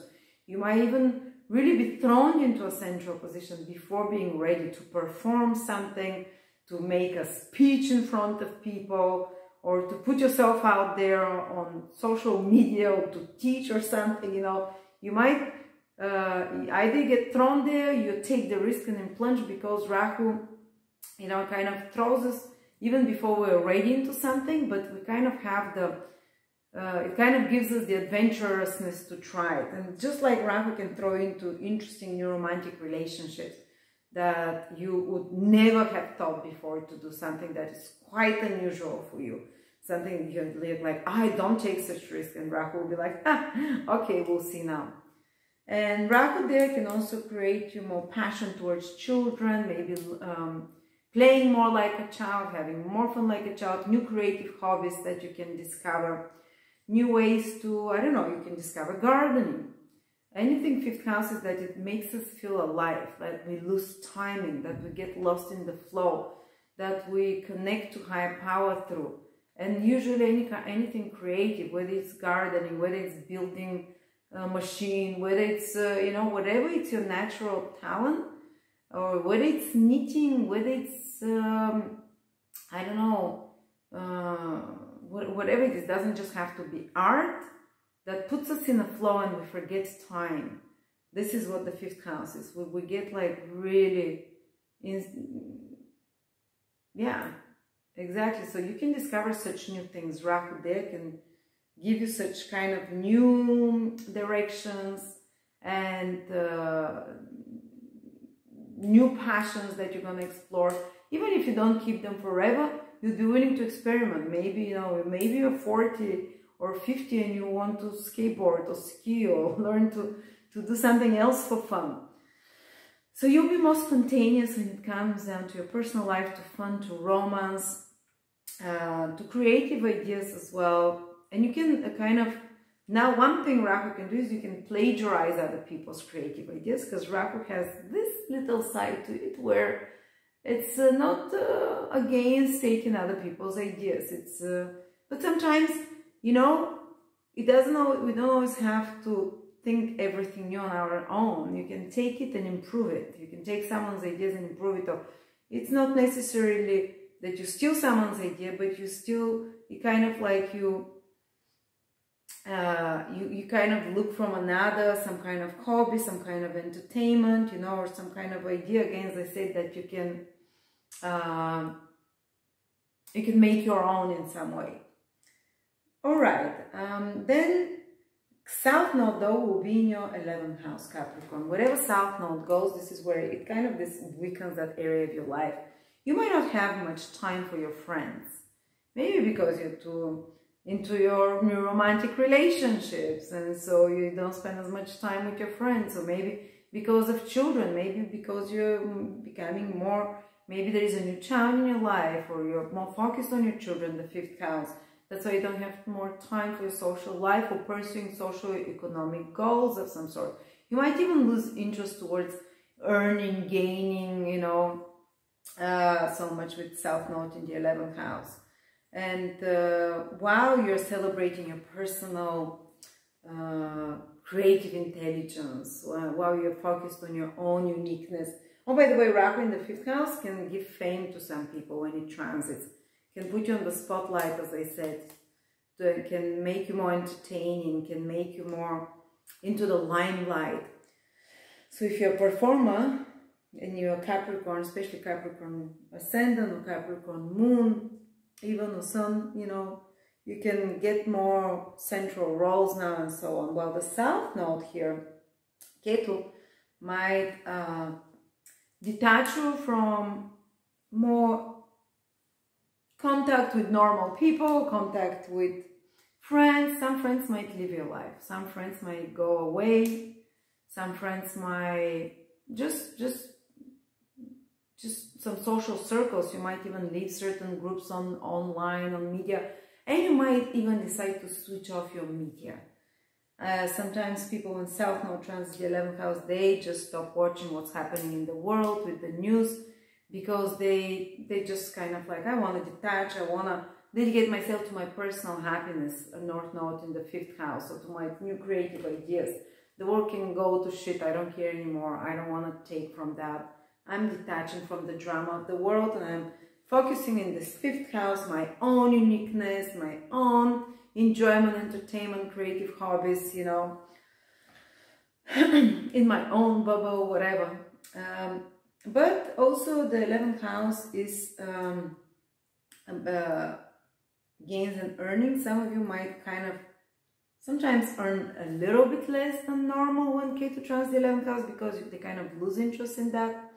Or some of you might even abandon some long-term goal or dream because it just feels outdated, or it just feels irrelevant, or because they completed. Ketu can help you complete something because you've achieved certain recognition already public, and you kind of lose interest for a little bit towards those socio-economic goals of recognition, of public acceptance, of gains and popularity of some sort.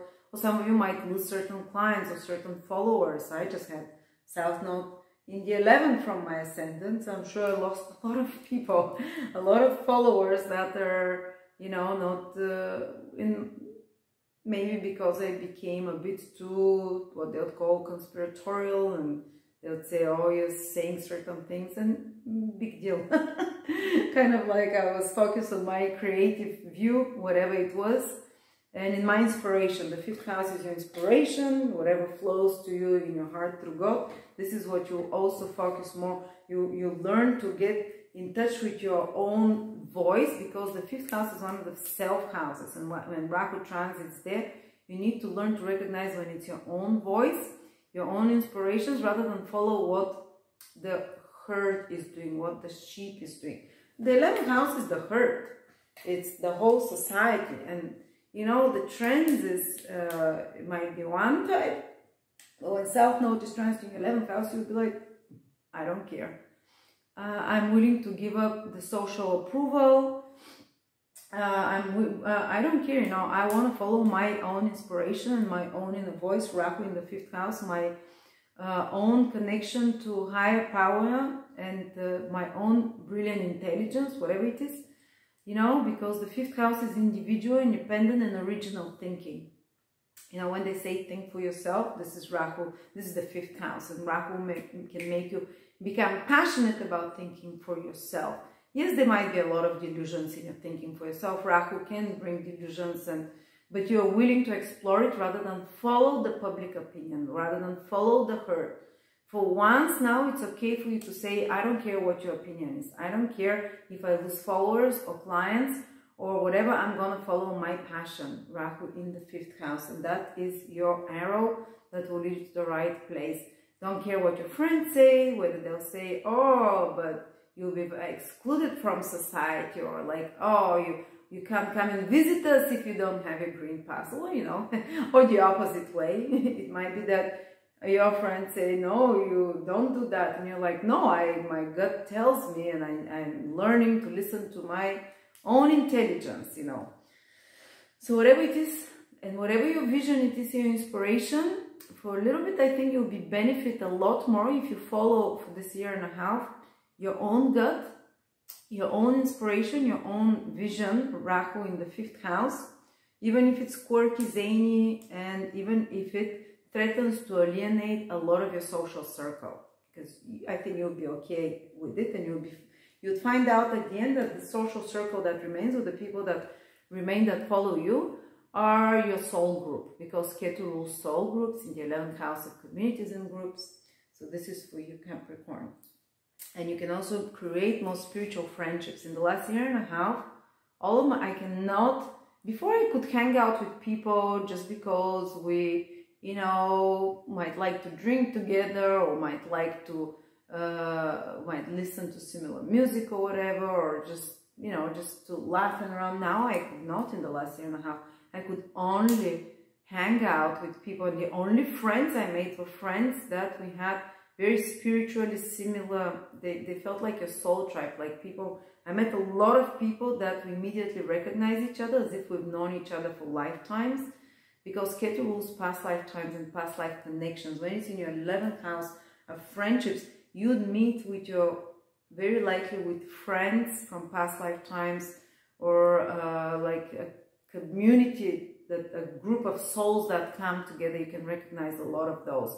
So that's the good side. You can still make friends, but on a more spiritual level. These are friends that you're connected through spiritual beliefs rather than for material pleasures, or for material mutual enjoyments, or mutual financial interests. If Rahu was transiting your 11th house, like for Cancer, I would say the opposite. The friends you make, they'll be, you know, they'll be through mutual interest, through ambition. But no, Ketu now is spiritual friendships that are happening on a soul level, and detoxing through a lot of other friendships and connections that are no longer for you. Then, if you're Aquarius Sun, Moon, or Rising, that's me, my Ascendant. The North Node is moving into our 4th house, and the South Node is moving into our 10th house. Very pivotal. When the North Node goes, we experience a mini personal spring, passion, excitement like we haven't in a long time. Already Rahu moved into my 4th house, because if you use Placidus, it happened from 3-4 months ago for me. And it's very close to my 4th house cusp, but it will be there for a year and a half. So I became crazy about properties. I've never been someone to decorate houses, homes. I still haven't finished my office. You see, every day there are builders here. I'm designing furniture, designing the garden. I even like said, for the garden, I said, I'll do it on my own. I don't need just the sprinklers. I'll grow my food. The 4th house rules all of those things. You can become very passionate about growing your food, having a garden, about building the nest that you want. And that's actually, since Rahu started entering my 4th house, this is the first ever property that is my own. That is, you know, that I bought, and I'm so, you know, like, I can't believe it. Rahu can give you... Rahu satisfies desires. That's what it is on the material level. And once it moves away from there, you lose the interest again, unless you naturally have it there. But I've never been passionate about decorating home properties. And I started looking to buy 2-3 more properties. And I've been going crazy, like looking for properties everywhere. And so you can do that. You can benefit through property. You can gain through property. If you're in such real estate, for example, it can be very beneficial. If you're in hospitality, hotels and so on, it can be very beneficial. You can grow there. You can decorate your home. You can become very passionate to decorate your home over the top or whatever. And I'm faking it right now. I've never been a real homeowner. I'm faking it. I'm way out of my depth because Rahu always throws us in situations that are way out of my depth.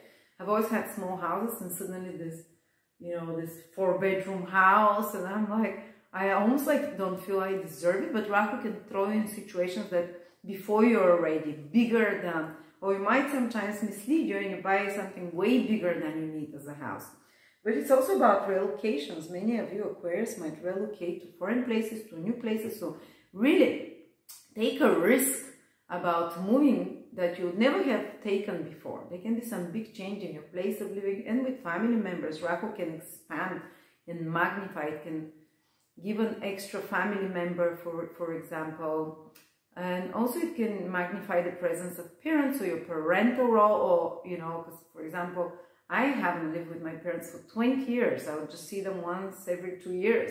And now they're living 5 minutes away.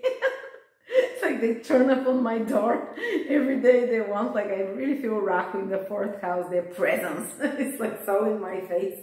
They materially manifested in my life so powerfully.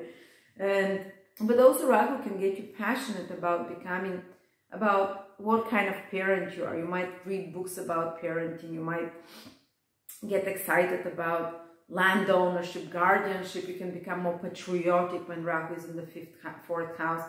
You can get excited about your own country of origin, but also it's about foreign, because Rahu rules foreign places. 4th house is place of living, so you can do such things. So you can just decorate your house in a new style with some exotic elements, introduce something new into the home, you know, introduce new members. Yeah, so you become, and also 4th house is any kind of licenses. You can become passionate for licenses and things like that, and so on. What else is it? Oh yeah, you can become, Rahu likes to enlarge, expand. You can expand your breasts. Some of you, if you want to have a breast augmentation, or others can suddenly get a family. You know, suddenly, for example, they marry someone, ready-made family, because Rahu can give you something ready-made without fighting for it. For example, you can marry someone who has already a child, or who already has a house, or whatever, you know. Like you can take some ready-made family, for example. On another level,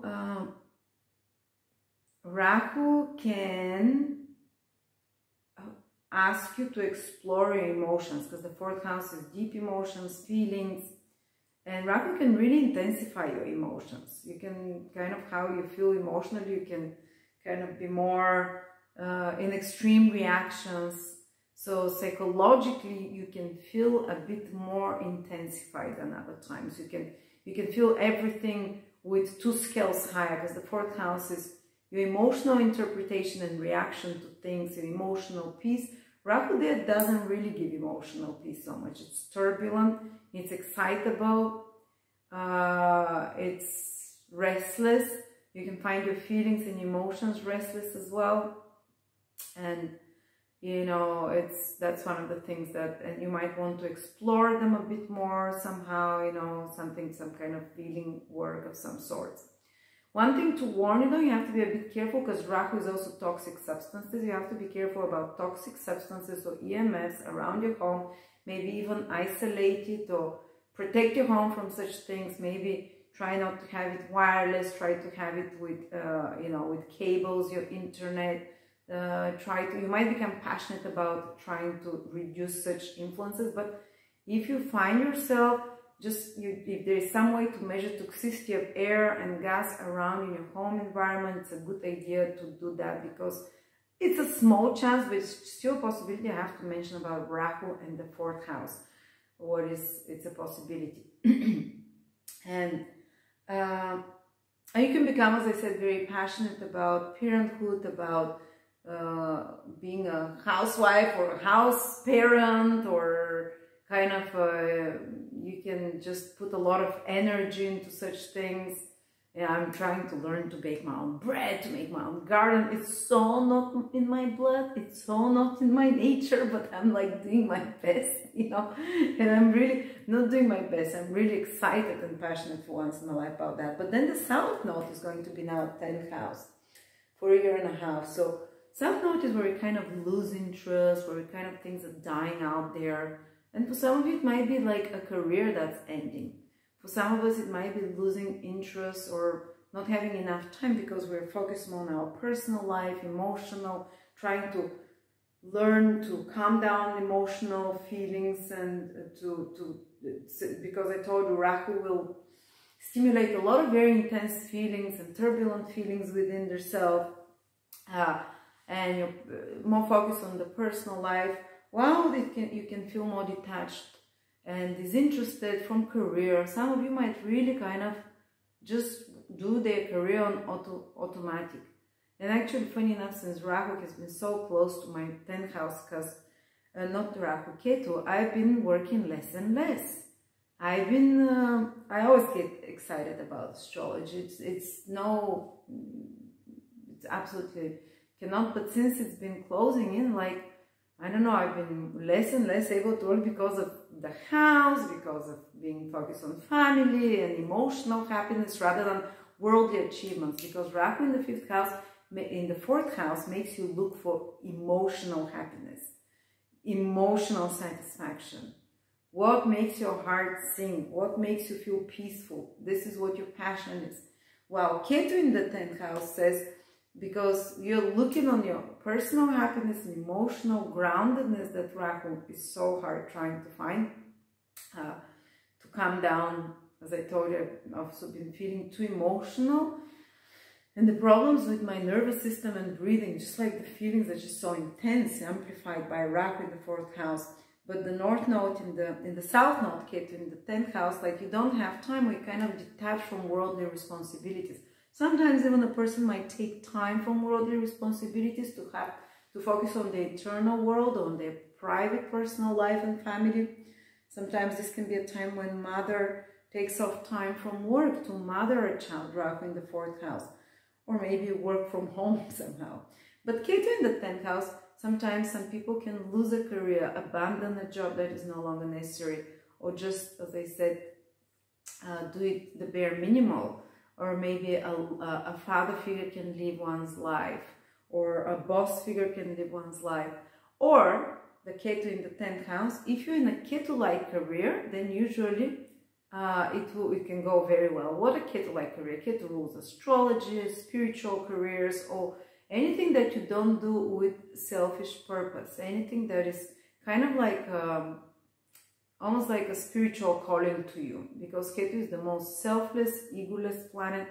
So you might find yourself emptied from worldly pursuits and worldly desires for recognition, but at the same time you do a lot of work and contribution to the world, which is more of a spiritual nature, or which is more of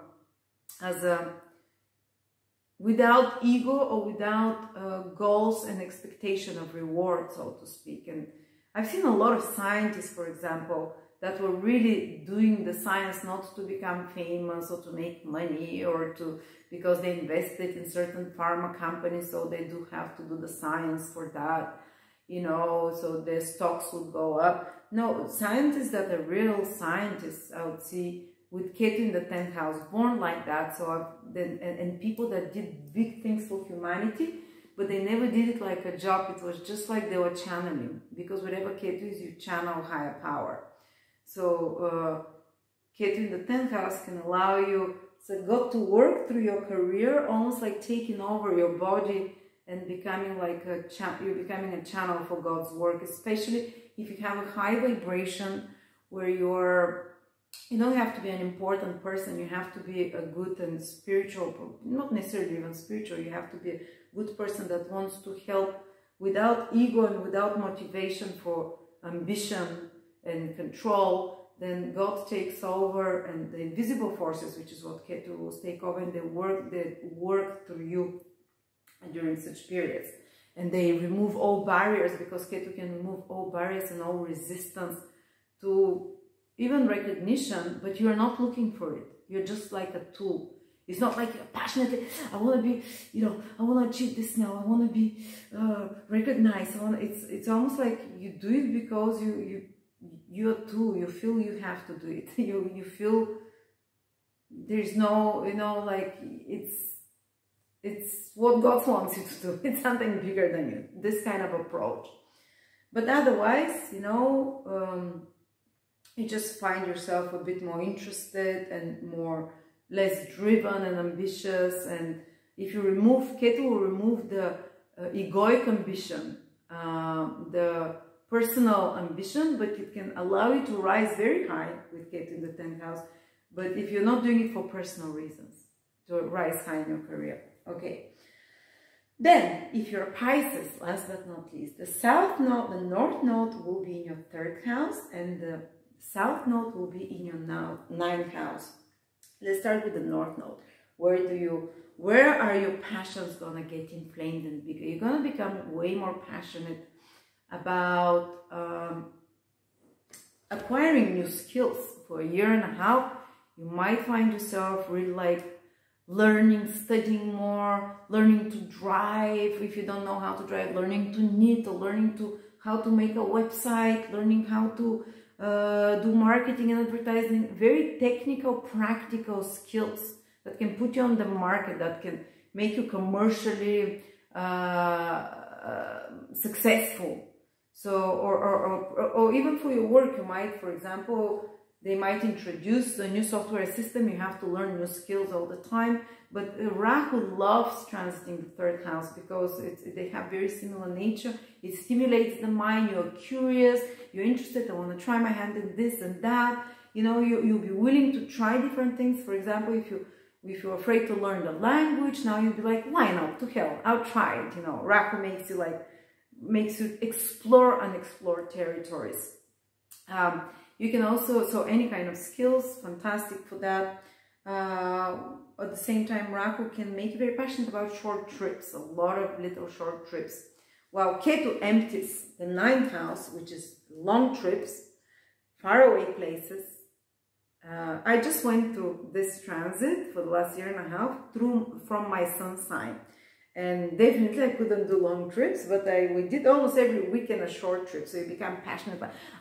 I'm never one to plan trips, but Rahu went into my 3rd house a year and a half ago, and I was like, every weekend, this hotel, let's go. This is a short trip, is, you know, for a couple of days, so you can get very passionate about such things, planning, organizing, and I'm not usually one for lists, but 3rd house rules lists, and I have like 10 of those now, you know, kind of like writing everything, planning. It's like Rahu gets you excited about 3rd house activities, which is, you know, making lists, planning, scheduling.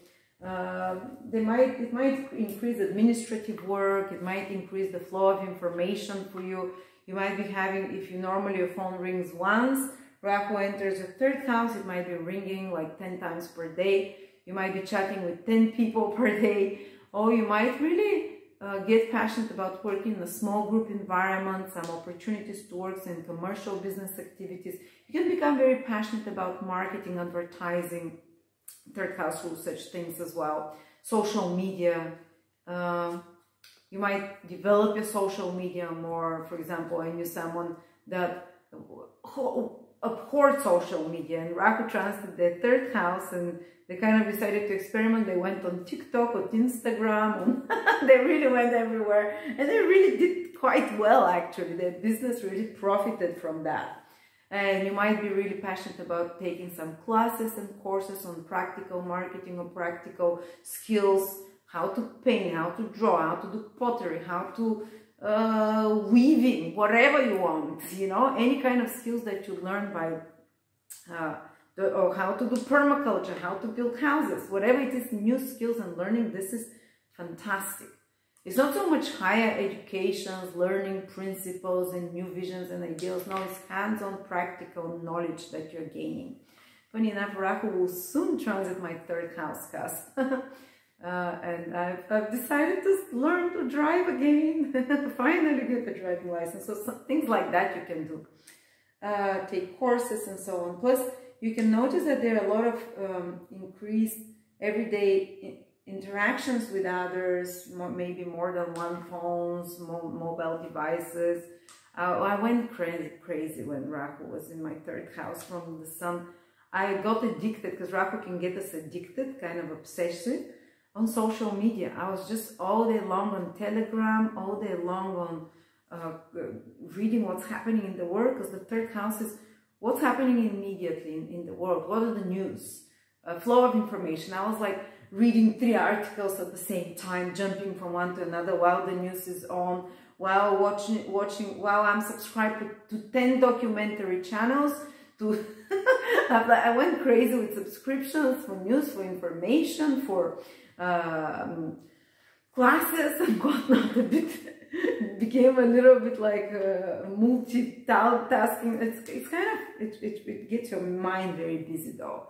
It's maybe that's why my nervous condition appeared, because I couldn't focus my interest. But Rahu loves being in the 3rd house, makes you interested, excited, youthful, want to learn things. You know, the single greatest indication of youthfulness and keeping you young is when you're interested in things young people are interested in, the things that, what is happening around the world. So Rahu really will bring this youthfulness to you. Just be careful, remember to do some detox from time to time, digital detox, because Rahu can really overwhelm you there. Then you can have a lot of things that are connected to writing, speaking, communicating. You might have to write a lot of messages or social media things and so on. Well, the South Node will be into your, and you can gain new associates as well with Rahu in the 3rd house, new collaborations. Well, the South Node, which empties everything it touches, will be in your 9th house. So, as I said, it might kind of make it more difficult to have long-term, or you might lose interest to foreign travel unless it's for spiritual reasons, because Ketu allows. It does not block you. Ketu does not block. It actually removes barriers. It just makes you disinterested towards it. So some of you might leave a foreign country they're living in. You know, they might abandon certain university degree or for a little bit, certain kind of higher knowledge thing that they've been reading or doing. Usually I constantly read about higher knowledge, but when Ketu went into my 9th house, I went a lot more into this 3rd house. What is happening immediately in the world with me around, you know, gain information. But with Rahu, they kind of abandoned my philosophical studies, higher knowledge principles and so on. And teaching a little bit, you know, unless you're teaching something more spiritual. Some of you might just decide that they lose interest in certain degree that they're working on. Others, I think Ketu in the 9th house is very spiritual influence. I think you'll be liberated from a lot of toxic beliefs. And that can be a painful process. You'd lose what you considered your worldview was. Say if your worldview was that always, you know, this is what the world is, this is how, and it anchors you, it makes you feel everything makes sense. But you might have some kind of belief crisis, existential crisis, because Ketu empties what you believed in, what you held like pillars of morality, what is right and wrong, what is the meaning of life. And it's kind of like the rug is pulled from under your feet, and you kind of feel very confused about what to believe in. What is truth? What is moral? Who do I trust?